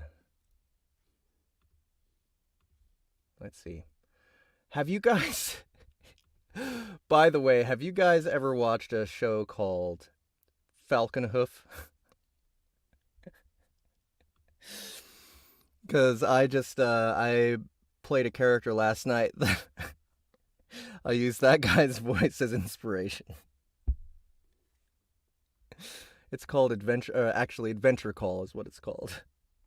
It's a skit in Limmy's show. I love it. Okay, so Nutcracker, what is it again? Act 2, Tableau 3.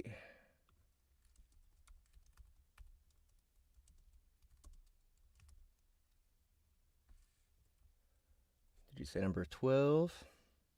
Number 14.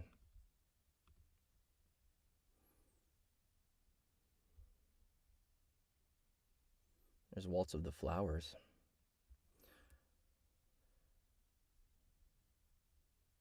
Number 14.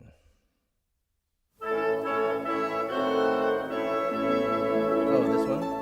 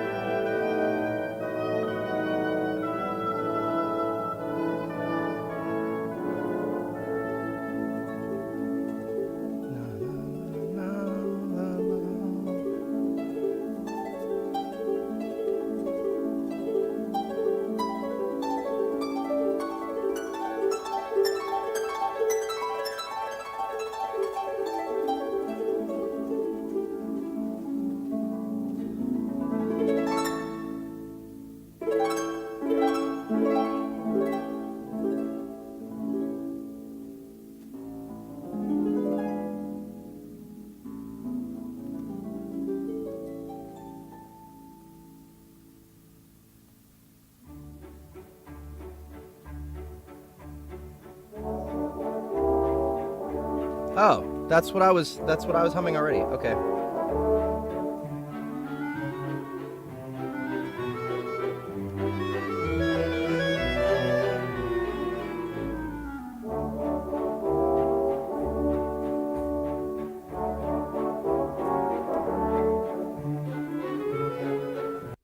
Yep, okay.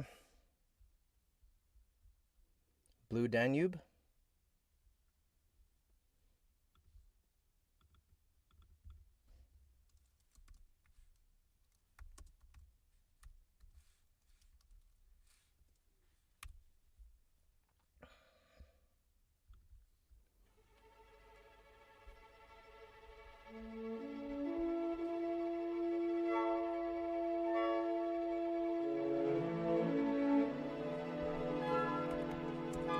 Oh. Na na na na na la la la la la da da da da la la la la na da da na na la la na da da na na la la la la la la la. Okay, got it.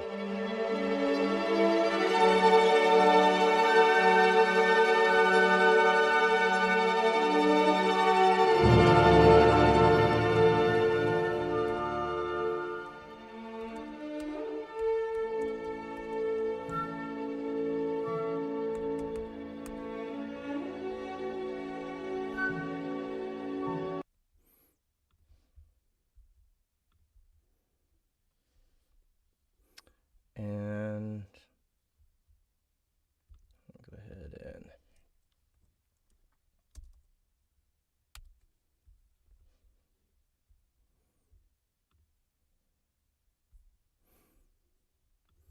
good suggestions. Thanks, guys.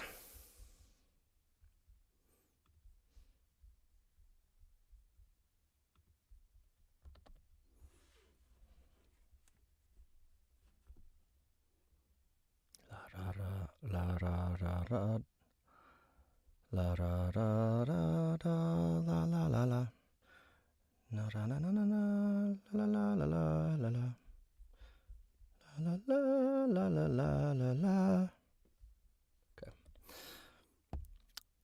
Distractions. Stupid waltzes. Stupid music. I hate music. Fuck music. Part 5.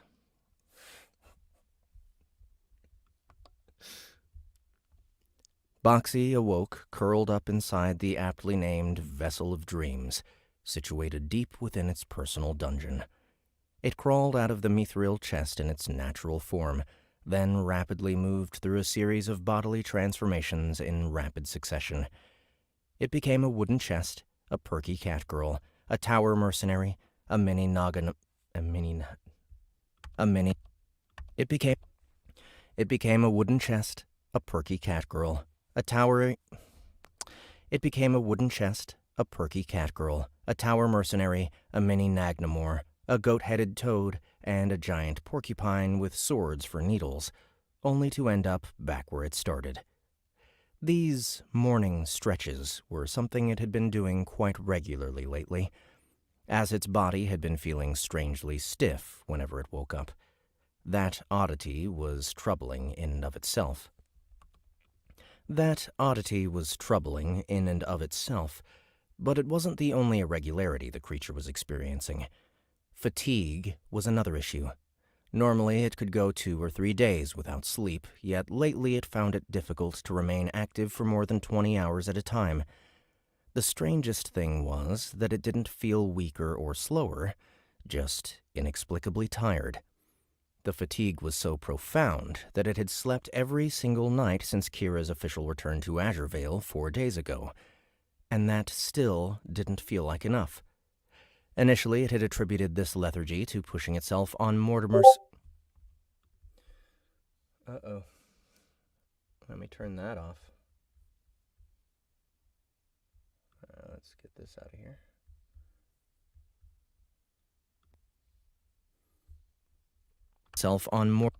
Initially, it had attributed this lethargy to pushing itself. Initially, it had attributed this lethargy to pushing itself. Initially, it had attributed this lethargy to pushing itself on Mortimer's quest, but it now had serious doubts whether that was the cause. It was ludicrous to think someone with legendary endurance would succumb so easily to something as simple as exhaustion. Did it catch a weird disease from all those necromancers? No, it surely would have noticed it before it came back to Azurevale if that was the case. That and the aforementioned perk would render it immune to all but the most virulent of plagues. If it caught something like that, That and the aforementioned perk would render it immune to all but the most virulent of plagues, and if it caught something like that, its symptoms would surely be far worse. Changing mental tracks, it pondered if its hybrid nature was to blame. It was common knowledge that many plants went into a dormant state during cold weather, and the Republic was known for its harsh winters. It was entirely possible that the vegetative part of its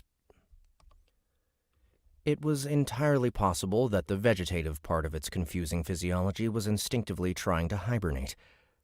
On second thought, it dismissed that idea. Even if creepers suffered from such a condition, Boxy was part hilt. Those trees continued to produce fruit and maintain their foliage even as they were pelted by blizzards. If the shapeshifter inherited even a tiny bit of that absurd vitality, then there was no way the cold was the cause of its constant drowsiness. The only other thing it could think of was that something was going on with the doppelganger side of its body. Unfortunately, it had nobody to ask. Reggie still hadn't made contact ever since going dark, making Boxy wonder if the old ganger skipped town entirely. Well, it expected that sort of thing when it cut the elder monster loose, so it really shouldn't have gotten mad at him for running away to preserve his own life. It shouldn't have, yet it still did. This was another issue Boxy noticed ever since coming back to its lair. It was far too easily agitated, growing needlessly emotional over seemingly inconsequential things. The creature liked to think it still possessed at least some of that monumental patience it had as a mimic. Yes, the trait had weakened somewhat since it evolved into a doppelganger, but getting incredibly ticked off at the smallest thing was a very recent development. Its temper had grown so bad it started spilling out into its facade despite its best efforts to keep a lid on it. For instance, most of the times Keira snapped or snarled at Now's insufferable bodyguard had been unintentional leaks. Speaking of which, it was about time to get back into character, so it reached out to its body double. Snack! How goes it? Good morning, Master. I'm almost done eating breakfast with the elf. I'll be out of the house and on my way to the CC within minutes. The ex-succubus had been filling in for Keira so that her master could get as much rest as possible within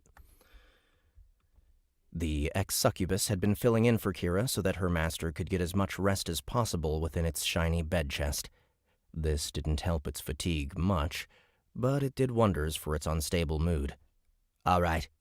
Let me know when you're out of the house so we can swap. You're to resume tending to the Alrana seedling afterwards. You're to resume tending to the Alrana seedling afterwards. That thing again? Groaned Zira. Can I not? Boxy and its demonic posse had acquired the plant during their trip through human lands. The Djinn was the one who led the shapeshifter to the source of the mountain Alrane that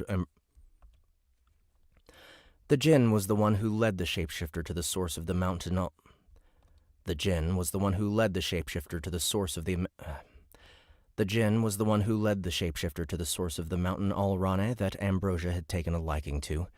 Despite her involvement, she had quite a few reservations about handling it, mostly because of what she was forced to do in order to secure it. It had not been a tasty experience, to say the least. You know full well you're the only one who can take care of it, so don't slack off. Ambrosia's expecting a prime specimen, and you do not want to disappoint her. Or me. Understood? Yes, Master. Arms, how are things on your end? Hey, boss. Still as fucking quiet as ever, reported Cora. Perhaps you were a bit too subtle last time? Zira burst out. Subtle!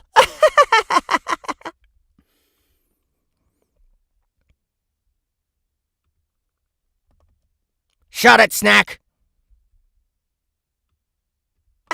Shut it, Snack!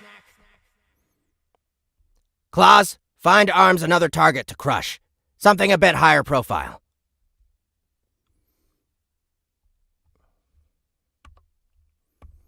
You got it, Boxy.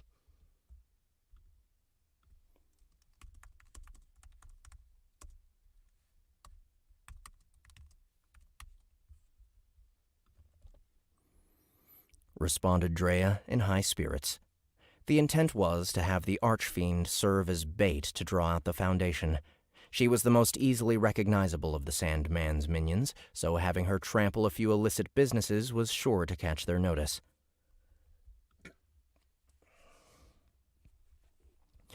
She was, of course, not the most observant of demons, which was why Claws was on hand to act as her eyes and ears. Boxy didn't have to worry about either of them getting captured. Even if they could be overpowered and subdued, the addendum to their contracts allowed them to flee at any point. Admittedly, whether such a crude tactic would actually work on an organization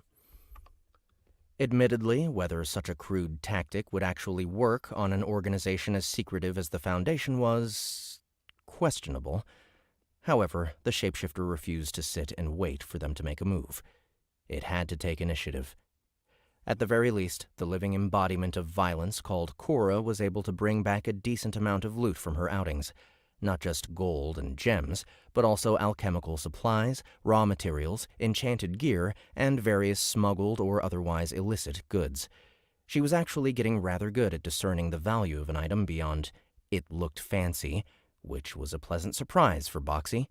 Perhaps her claims that she wouldn't be a singularity of stupidity forever had some weight behind them, though Zira remained skeptical. After sorting out its shady business for the day, Boxy swapped places with Snack and resumed its role as Keira. It continued on its way to the Central Consortium while mulling over its recent health issues, for lack of a better term. Nothing had changed since earlier that morning, so it still couldn't think how to go about addressing them. Nothing had changed since earlier that morning, so it still couldn't think how to go about addressing them. Damn it. Nothing had changed since earlier that morning, so it still couldn't think how to go about. Nothing had changed since earlier that morning, so it still couldn't think how to go about addressing them. Not even a dunk in Ambrosia's waters of life had cured it, so it was already out of potions. No, that wasn't quite true. There was still What's-His-Face, the Gazer Demon, the one that Arms met during their last dungeon crawl. Hiring him as a dungeon master so the shapeshifter could poke around his centuries-old mind was definitely an option, but not a tasty one. Demons were inherently devious,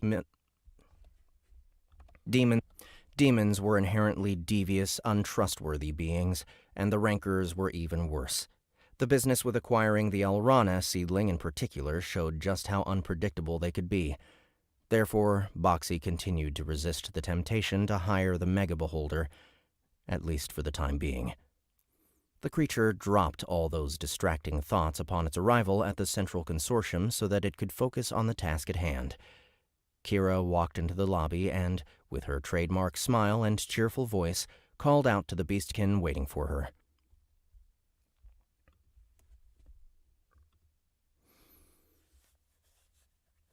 Lobby of where?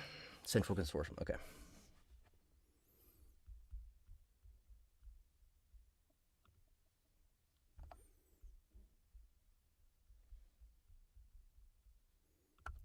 The creature dropped.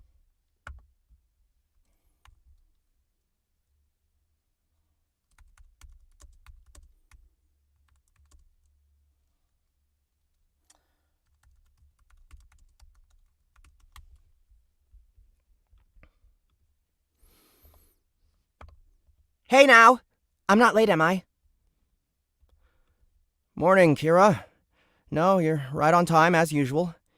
Did you, sleep well? More or less. What's tall, dark, and gruesome doing here? She frowned at the big guy in the back. My job, you little shit. responded Kuro. You burned off Now's eyebrows yesterday, so I'm tagging along to make sure you don't take off his head next. That was just chaotic disposition randomly going off. I wasn't trying to harm him on purpose. Oh, so you only accidentally set people on fire? I guess that's all right then. This was bad. Boxy seriously could not deal with this guy, as his hostility towards its facade was a major source of ire.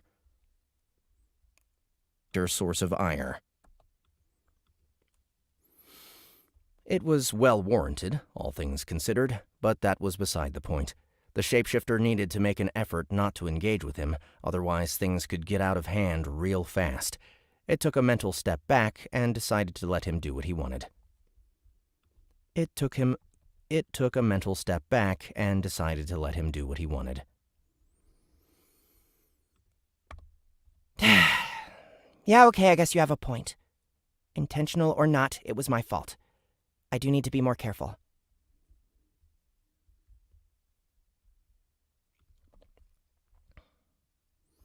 Now, don't beat yourself up over it, Now reassured her.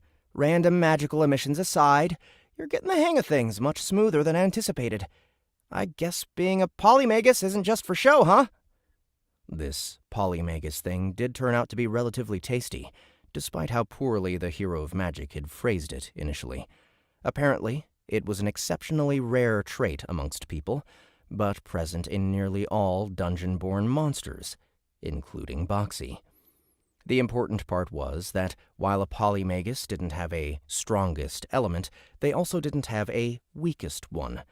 They had the potential to wield all forms of magic at a reasonably high degree of competence, though actually doing so would take considerable training, study, and dedication. I fail to understand why shock seems the odd one out, though. I fail to understand why shock seems the odd one out, though. The wolfkin scratched his cheek. You seem to struggle with a lot more than you should. Perhaps it's some form of psychological block or mental trauma? Can you think of anything like that? Boxy knew full well what psychological block was causing this. Shock was the main component of all forms of lightning, which was the shapeshifter's bane. Channeling the element filled it with a sense of instinctive loathing bordering on fear. This reflex made it profoundly difficult to successfully cast either the lightning bolt or the spark blast spells. It could still do it if tried hard enough. It could still do it if it tried hard enough, and it wouldn't even get hurt. At least, not unless it was stupid enough to stand within Spark Blast's area of effect or fumbled the invocation so bad that it backfired. All things considered, this wasn't something the shapeshifter intended to use in the heat of combat, nor was it about to divulge that information to its teacher. Luckily, it knew just the right scapegoat to blame for Keira's inadequacies with lightning. Well, I suppose there was this one incident near the end of the war. She winced. I'm not going to go into details, but a superior officer subjected me to a rather harsh and unwarranted jolt of electricity, right after waking up from being in an inexplicable coma for a few days, no less. See. I suppose that would have caused you to have some reservations about the element, but it'll be okay. I'm sure you'll overcome it and get the I'm sure you'll overcome it and get the handle of shock if you put your mind to it. I can't take all the credit. She replied with a smile. You're a pretty good teacher, you know.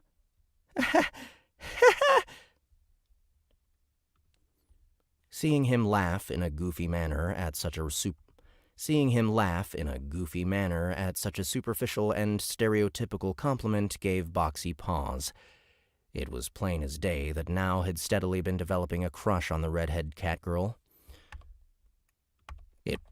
It was plain as day that Now had steadily been developing a crush on the redhead cat girl over the last few days, which was perfectly in line with the monster's plans and goals. However, the same couldn't be said about Keira's. She wasn't the sort of girl who'd fool around on her significant other, nor was she dense enough not to notice the awkward wolfkin's affections. It was almost impressive that this lasted so long. Keira's relationship with Rowana was public knowledge and something of a hot topic within the capital's rumor mill. Then again, Now was the shut-in bookworm type, so he probably didn't have a lot of chances to gossip. His sworn brother Kuro was another matter entirely, however. He may have been rather crude and vulgar, but he didn't seem like the type that would miss a saucy rumor. If anything, his continued hostility towards Keira hinted at him being unusually perceptive when it came to people. The bodyguard most assuredly knew about the redhead's significant other as well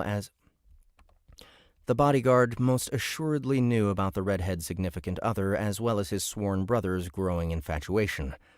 Boxy concluded it was in the cat girl's best interest that she be the one to clear this up, lest she be accused of stringing Now along on purpose.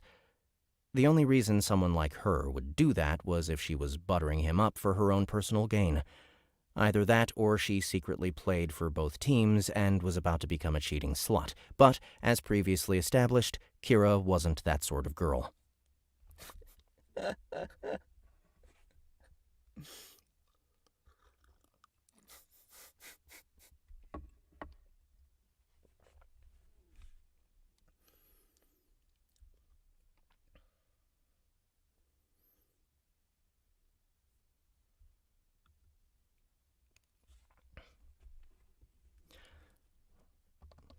Now, I really need to tell you something. She spoke in a serious tone. What is it? He kept stammering awkwardly. We should probably go to the practice range first. It's kind of personal. There weren't that many people around. In fact, the place was pretty dead during winter, since very few adventurers were willing to undertake quests in this sort of weather, nor were there any juicy commissions to begin with.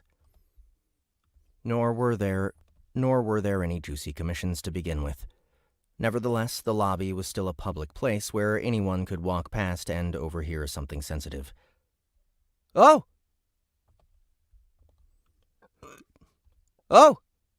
Yeah, okay. Let's go, Kuro. The Beastkin trio headed towards a certain room in the building's basement, one large enough to be an auditorium.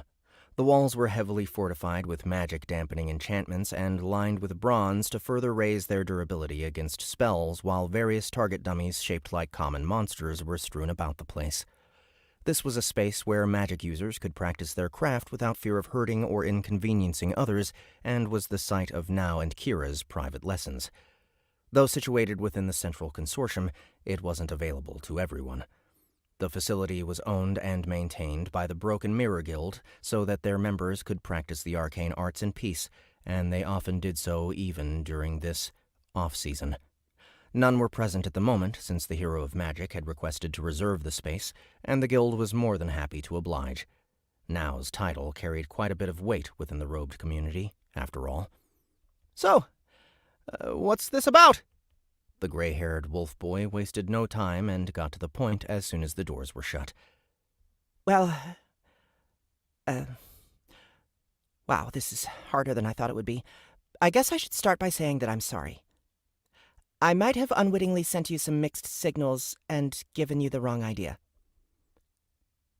Okay. And what idea would that be? It's... Sweet Brandon, this is awkward. Look, I like you now, and I don't want to hurt you, but if you're going to be like this, then I'll just come out and say it. Her words understandably confused the wolfkin. He was happy to hear, I like you, but the context filled him with unease and dread that were quickly proven to be well warranted. I can see clear as day that you're attracted to me, and while I appreciate the sentiment, I'm already in a serious romantic relationship, so I can't be with you. Oh! That's... muttered Now, obviously not sure how to cope with this news. So you don't feel anything towards me? I do, just not in that way. Why not in that way? He shouted, his voice cracking and taking on a weird tone. Why not in that way? He shouted. What's wrong with me? Is it because I'm not man enough for you?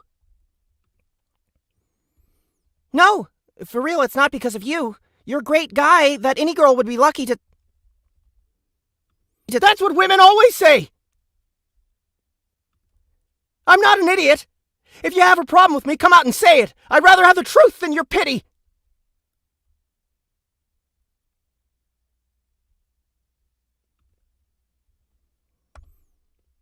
Now, she is telling the truth, Kuro butted in.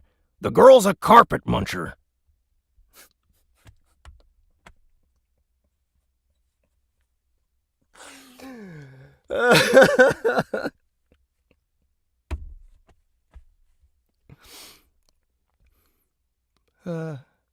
What? He blurted out dumbly. She's not into men, but women. Really girly girls, too. So you knew? Why didn't you tell me? I just heard it recently from the receptionist. Besides, it's not like you would have listened to me with all the blood rushing to the wrong head. That's not fair! Neither is getting angry at me. I'm not the one you have a problem with right now. Yeah. About that! Now's outrage snapped back to Keira after Kuro skillfully deflected it. How come you didn't tell me sooner? I thought you knew!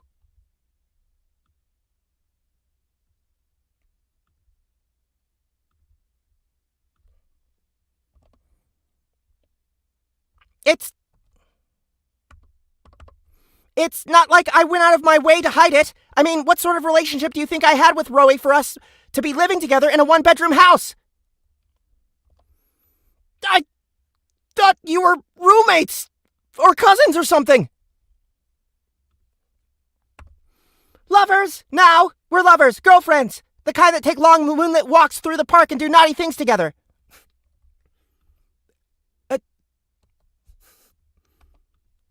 Do naughty things together. At the same time? Interjected Kuro from the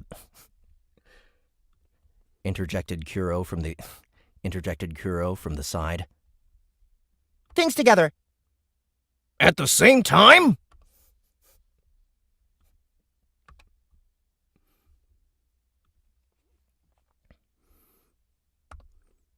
You stay out of this, Fido! Okay. I get it. Now threw his hands up in defeat. I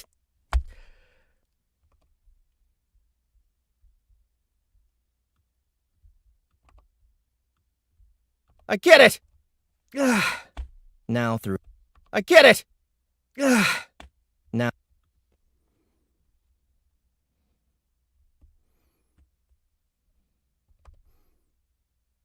I never stood a chance.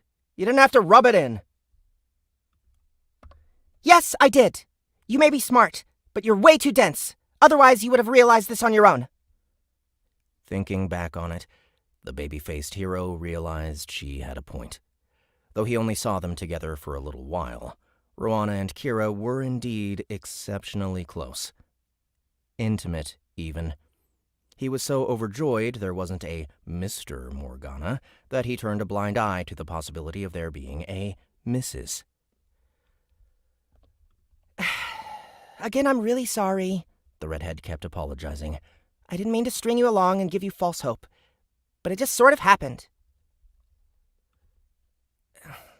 No, I get it, he said in a quiet, quivering voice. It was my fault for assuming that that you were, you know.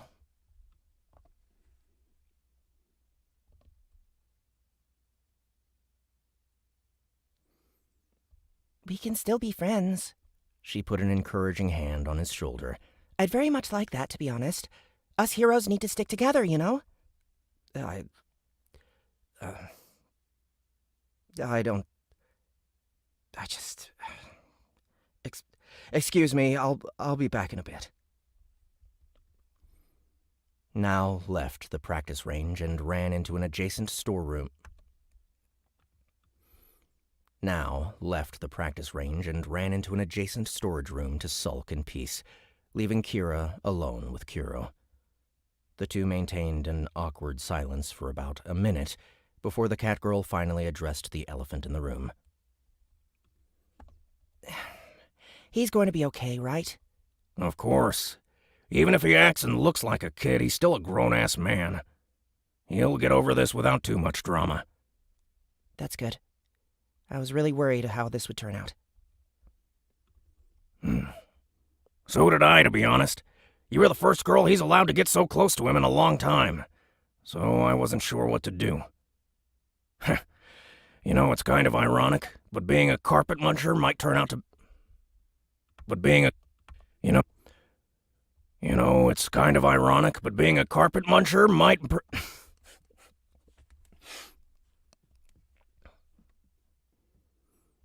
You know, it's kind of ironic, but being a carpet muncher might turn out for the best. You know, it's kind of ironic, but being a carpet muncher might turn out for the best in the long run. Please stop calling me that.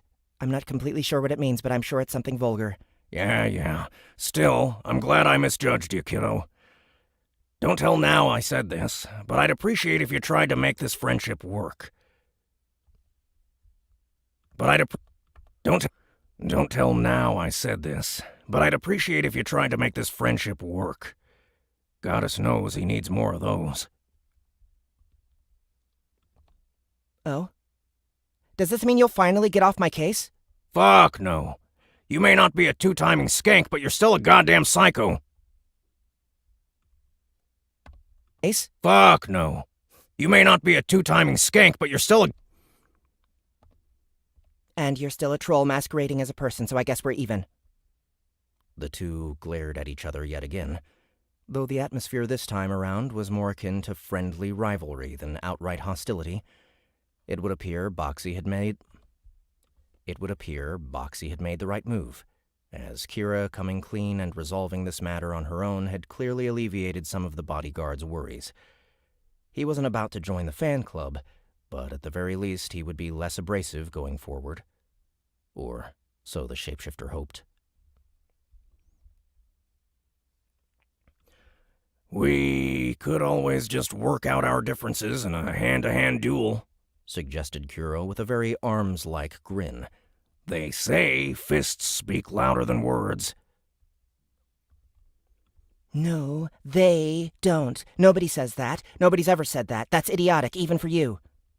Yeesh. What a spoil sport.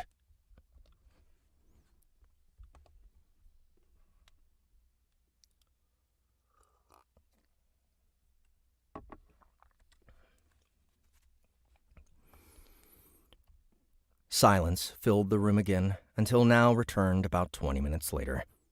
He had freshened up quite a bit, but it was obvious by his puffy red eyes that he had been crying most of the time. He and Keira made up, and the hero of magic declared he would indeed like to remain friends. Even though he had his affections so completely rejected, he still appreciated her company. Especially the way she treated him as an equal. That was the main reason he developed a crush on her in the first place. Not to mention that now that all the cards were on the table, he found it much easier to communicate with Keira. Both parties were silently grateful for this development, though admittedly for very different reasons. The magic lessons began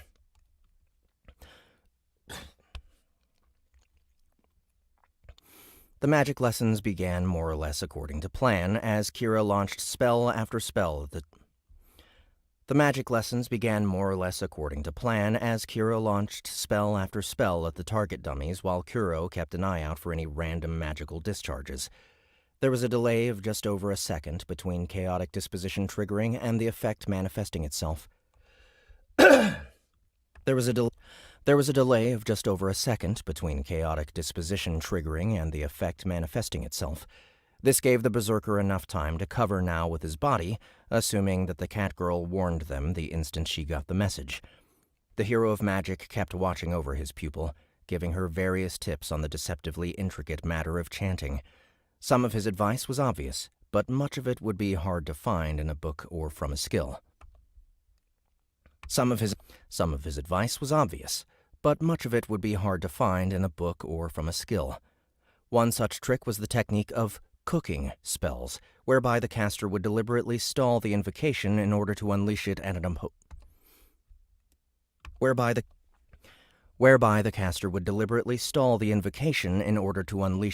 opportune moment. All of his hints were seemingly little things like that, but Boxy was more than happy to feed off Now's expertise and experience. The shapeshifter naturally did not forget to act out a few total failures here and there, as the catgirl it was portraying was supposed to be a total beginner at magic. Practical tricks aside, the theoretical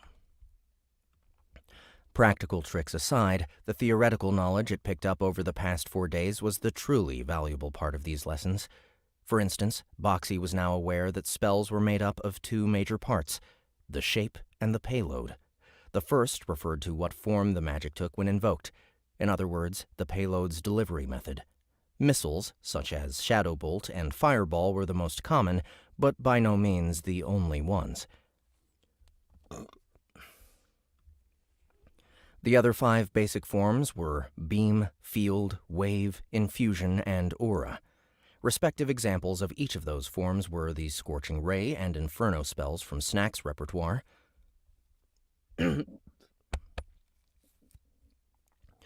followed by Dark Explosion, Ebonfire, and Shadowbind from Boxy's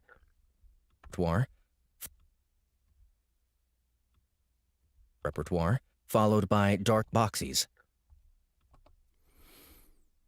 The payload portion of a spell was where things got more complicated, as this part employed a combination of up to 3 of the 16 magical elements. Keeping track of each magical flavor and the relationship between them was proving harder for Boxy to memorize than anticipated. It could still call them up with Legendary Intelligence's Rewind feature, but that had a time limit.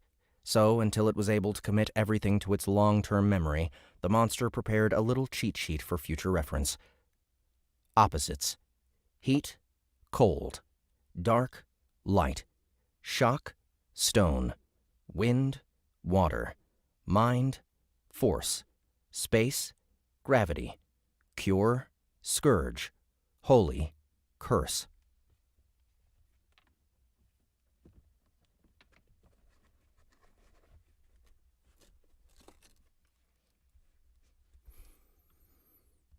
Complementary: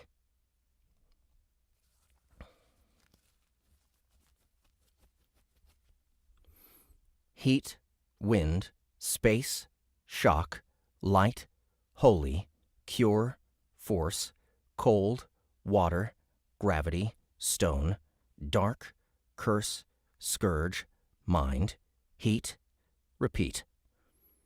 Most of these were quite logical and natural, like how cold was the inverse of heat, but easily combined with water to create ice. The other, less obvious relationships seemed rather counterintuitive at first, like the fact that wind and water were opposites. Boxy's initial assumption had been that the counter to air would be earth, and expressed as much through Keira. Now admitted that was a common misconception and warned the redhead not to make assumptions based on naming conventions. Yes, it was normally impossible for wind to blow through a solid chunk of rock, but it definitely could with the right spell or enchantment. The whole point of magic was to subvert and manipulate the natural order of things, after all. The elements on Boxy's cheat sheet were merely abstract ideas that sentient minds used to color the blank canvas called mana. The distinction between the laws of magic and laws of nature became painfully obvious when considering the This distinction between the laws of magic and laws of nature became painfully obvious when considering the arcane aspects that had no mundane equivalent. The one called Scourge, for instance. Boxy had no idea this was even a thing until these tutoring sessions started. Apparently, this flavor of magic manifested itself as disease, decay, poison, and the like. Combining it with other elements would produce magical ailments usually intended to impair and hinder rather than outright kill. Its opposite being the only restorative element made sense in that context, but its supposedly cooperative relationship with mind magic? That seemed rather puzzling to say the least, but the combination was indisputably effective. Boxy's Hysteria spell, much like most of the Domination School of Magic, was one such composite incantation. The auditory and visual hallucination it invoked upon its targets could easily be described as a malady of the mind, so Now's claims seemed to check out. Once it learned all that, the shapeshifter began to pick apart other magics it knew of in an attempt to figure out how they were put together. Fireball, for instance, was a missile-shaped lump of heat and wind, the latter facilitating the explosion of fire that came out when it hit something. The last part was how it differed from a wizard's firebolt, which, just like all basic spells, The last part was how it differed from a wizard's firebolt, which, just like all basic spells, had only a single element. This made it less flashy and more limited in scope, but arguably deadlier since the magical power was significantly more focused. It was similar in that respect to Ruin Magic's Reality Slash, which was actually a narrow wave of pure force. However, being so straightforward also meant that it was easier to defend against these, even if they were technically more damaging than spells with a composite elemental makeup. However, being so straightforward also meant that it was easier to defend against these, even if they were technically more damaging than spells with a composite elemental makeup. Needless to say, most incantations that employed multiple elements used ones that were relatively close together on the complementary chain. Most being the operative word in that statement, as spells that employed distant components most definitely existed. A good example was Snack's Purge, which literally burned through toxins plaguing the body while also cauterizing any open wounds. This was made possible through an unbalanced, counterintuitive infusion of This was made possible through an unbalanced, counterintuitive infusion. This was made possible through an unbalanced, counterintuitive infusion. This was made possible through an unbalanced, counterintuitive infusion. This was made possible through an unbalanced, counterintuitive infusion of cure and heat, which had the harmful side effect of causing mild damage to the recipient. The upside was that heat's aggressive nature made the spell act quicker and with greater potency than purely restorative cleansing magic. The upside was that heat's aggressive nature made the spell act quicker and with greater potency than purely restorative The upside was that heat's aggressive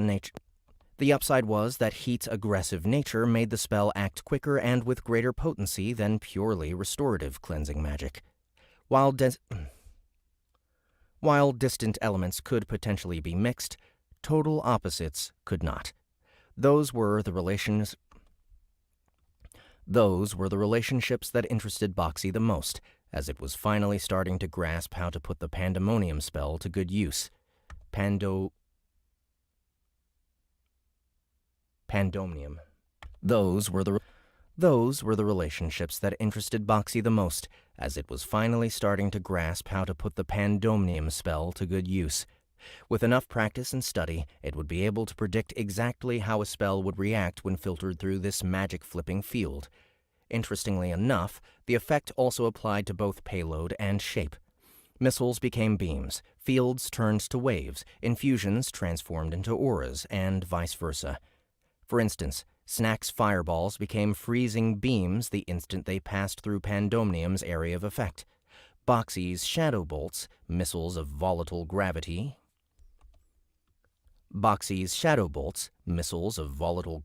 stabilized by darkness, became rays of bright light that disintegrated a chunk of whatever they hit.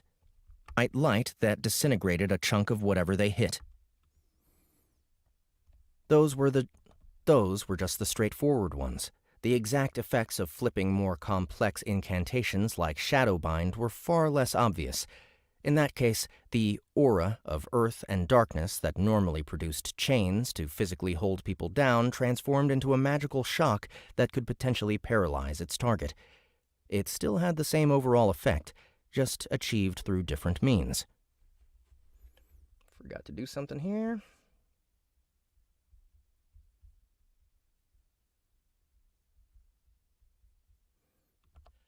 What's this about?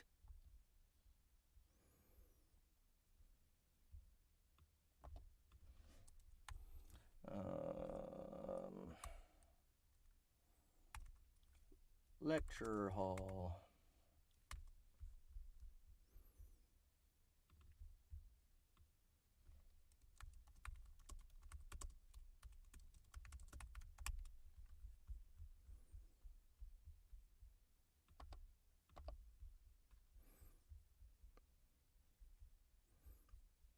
Had the same overall effect, just achieved through different.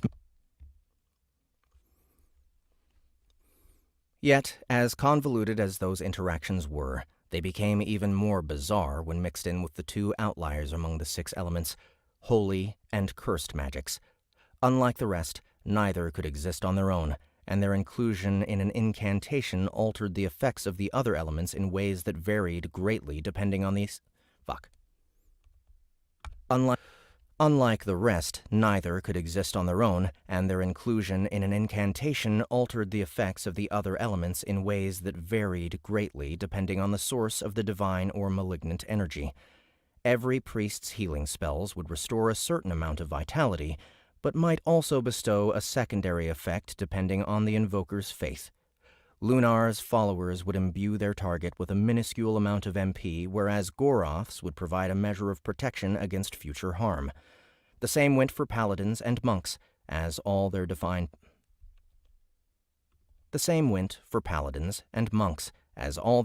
powers, whether it be spells or skills, carried their patron's. The same went for paladins and monks, as all their divine powers, whether it be spells or skills, carried their patron deity's flavor. Usually these differences were quite minor, serving as little more than a type of branding. Curses, on the other hand, had a much more telling impact on how magic behaved, often in ways that perverted or ignored the usual laws of the arcane. Boxy tried to get a better grasp on this aberrant phenomenon by asking now about Fizzy's artifact-grade gauntlet. After hearing about her transformation, the wolfkin theorized its elemental makeup consisted of a mix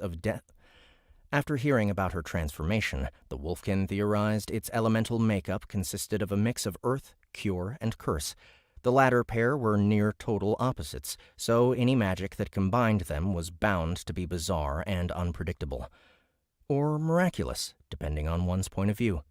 The wolfkin was quite excited to hear about the mithril golem's situation and eager to study her and her shield gauntlet, but was immediately disappointed to learn both were absent and wouldn't return anytime soon. Incidentally, this line of questioning also revealed that curative magic could be used maliciously in order to deform or mutate a living creature, which stoked the shapeshifter's creative cruelty. It was probably for the best that it didn't have the means to act on any of the twisted ideas it got. On the whole, Now's explanation of the 16 elements was a wonderfully detailed talk befitting someone who has On the whole, Now's explanation of the 16 elements was a wonderfully detailed talk befitting someone who aspired to become the greatest scholar of their generation. Unfortunately, he was a bit of a crap teacher. His lectures often got far too technical for someone as uninitiated as Keira, so much of the information sailed squarely over Boxy's head. The monster was able to grasp the gist of it, at least. It had learned enough to at least hazard a guess as to what was going on with the ridiculous phenomena it ran into on occasion. One practical example was that it now understood why the beyond-related spells... One practical example was that it now understood why the beyond-related spells One practical example was that it now understood why the beyond-related spells gained through the demonic insight skill were the way they were. The abnormally long chants and bizarre mental gymnastics required to cast them were necessary because they tapped into the reality-warping energies of the demonic realm and mingled them into Terrania's mana. This alien element was also why none of those spells completely conformed to the conventional framework of magic that Keira was still learning about. Well, deciphering was perhaps a more apt term considering Now's inability to concisely convey theoretical knowledge, but today's lesson was primarily a practical one.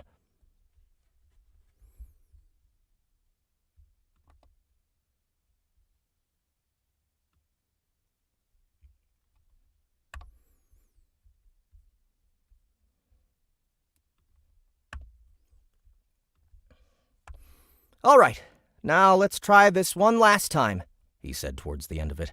Try putting some more vigor behind the trigger phase this time around. Try putting some more vigor behind the trigger phrase this time around. It'll help solidify the mental image. Keira nodded in response and turned her attention towards the troll-shaped wooden dummy at the other end of the practice range, some 15 meters away. She gripped the practice staff she was given tightly and pointed it at the statue while keeping it level at her hip. She then took a deep breath and began uttering the words of power while focusing on the mental image of a room's worth of air. She then took a deep breath and began uttering the words of power while focusing on the mental image of a room's worth of air being stuffed into a marble-sized container.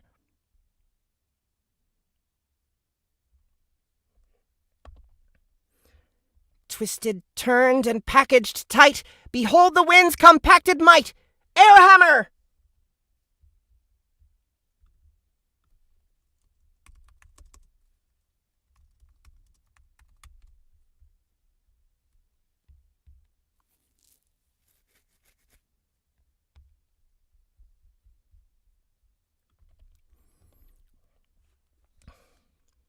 A green-tinted transparent lump of compressed air shot out of the staff and flew into the inanimate object. A green-tinted transparent lump of compressed air shot out of the staff and flew into the inanimate target. It crashed into it with a dull thud and a concussive gust of wind that made the troll It crashed into it with a dull thud and a concussive gust of wind that made the troll doll... It crashed into it with a dull thud and a concussive gust of wind that made the troll doll wobble violently for a second before it settled down.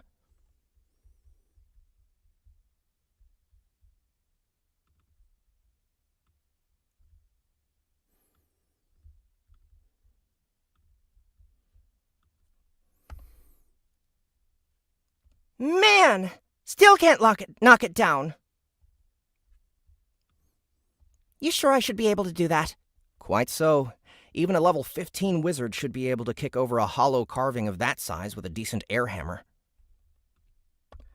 Then what gives? Your chanting is on point, but your mental images are still sloppy. Your chanting is on point, but your mental images are still sloppy. I guess I was wrong for thinking that blowing wind at a dummy would be natural for an airhead like you. If you're going to be snarky about getting dumped, you need to get better material. I'm still working on it. Give me a day or two. I was serious about the first part, though. You need more visualization practice. What the hero of magic didn't know, however, was that Boxy was visualizing the air hammer exactly how it wanted to. The shapeshifter never once struggled with that part, actually, ever since it first got the warlock job. The knowledge of a spell was like a recipe or a blueprint. All it had to do was follow the formula and execute the mental and verbal motions. It wasn't sure whether it was because of this polymagus thing or not, but it used to struggle. It wasn't sure whether it was because of this polymagus thing or not, but it used to struggle more with the chanting. It wasn't sure whether it was because of this polymagus thing or not, but it used to struggle more with the chanting than the imagery. It honestly had no idea how anyone could find the mental portion difficult, yet most people did, according to its tutor. Could it be that Boxy was a genius at magic all along? Wild fantasies aside, if the shapeshifter were to cast spells like normal, the resulting air hammer would have done a lot more than knock over a wooden troll. It would rip it to splinters and maybe even punch a hole through the reinforced wall behind it. As such, Boxy had been intentionally sabotaging its mental image to bring its considerable mystic might to a fraction of its actual strength. It took some trial and a lot of error. But it had mostly nailed down how much it needed to muddy the waters so that Keira's magic didn't seem more powerful than it should be. It was actually rather proud of how accurate its inaccuracy had become. Yeah. Should I try again? I don't know, said Now, scratching his cheek. We've been at it for a while. You really should stop here for the day. I have plenty of MP left, though. Magic stresses the body and the mind, just like any form of physical exercise. Magic stresses the body and the mind, just like any form of physical exercise. Magic stresses the body and the mind, just like any form of physical exercise. You need to pace yourself. I'm a ranger, though. My conditioning is a lot better than your average weak-bodied twinkle fingers. No offense. Don't be an idiot, Keira. Even if you think you have the power to keep conjuring spells without end, the build-up of mental fatigue can creep up on you and trip you up when you least expect it. Or worse, you could subconsciously develop some bad habits to cope with. Or worse, you could subconsciously develop some bad habits to cope with it.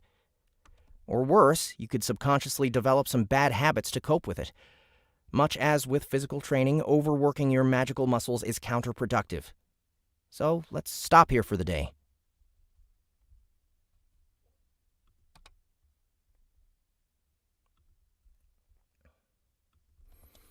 However, the cat girl did not answer, as she was too busy spacing out. Something about Now's words had caused a particular phrase to resurface in Boxy's mind. Keira? Oh. He called out, snapping the doppelganger back to its senses. Sorry. I tuned out for a sec, she replied, as she put away the practice staff. Is something the matter? No! Well, yes. There is, actually. The jolt to the monster's memory from a few seconds ago had shaken loose a certain phrase it had heard in passing and only amongst veteran adventurers. It was something it had offhandedly dismissed at the time as unrelated to itself, since it was a people problem, but in retrospect could potentially be related to its recent drowsiness and temper issues. Is it something I can help with in any way? I don't know if you can, but I'll ask you anyway. Have you ever heard of power creep? All right. And that is it for me today. Thank you guys so much for coming to hang out while I narrated. That is the end of our cold read for Everybody Loves Large Chests Volume 8. Stain. Thanks again. Oh man, I've had this up forever. Let's see, how do I get rid of that? Hide current comment. There we go.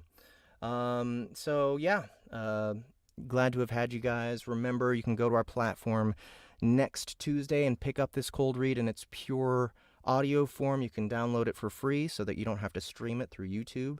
You don't get the visual element, but you do get a slight bit of editing so that you don't have to like sit through silences or kind of search around. Then also be sure to pick up The Stars Have Eyes by Neven Iliev. The entire series is for sale now. 14 episodes for just $2 a piece. Full cast, sound effects, and music.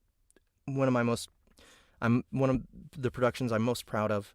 Yeah, watch out for when Small Chests Are Fine too. That's going to be on our platform as well. So, you know what, guys? Get used to using the Sound Booth Theater platform. It's going to be around for a while, and we're going to be putting stuff out exclusively there, including Small Chests Are Fine too. And that will be narrated by Dory Sachs, by the way, who we just released one of her narrations yesterday. It's from a series called Mega Mech Apocalypse. It is a short story serial that we're doing. Based in the Raptors universe by Jamie Castle and CJ Vallon. It's basically a superhero serial.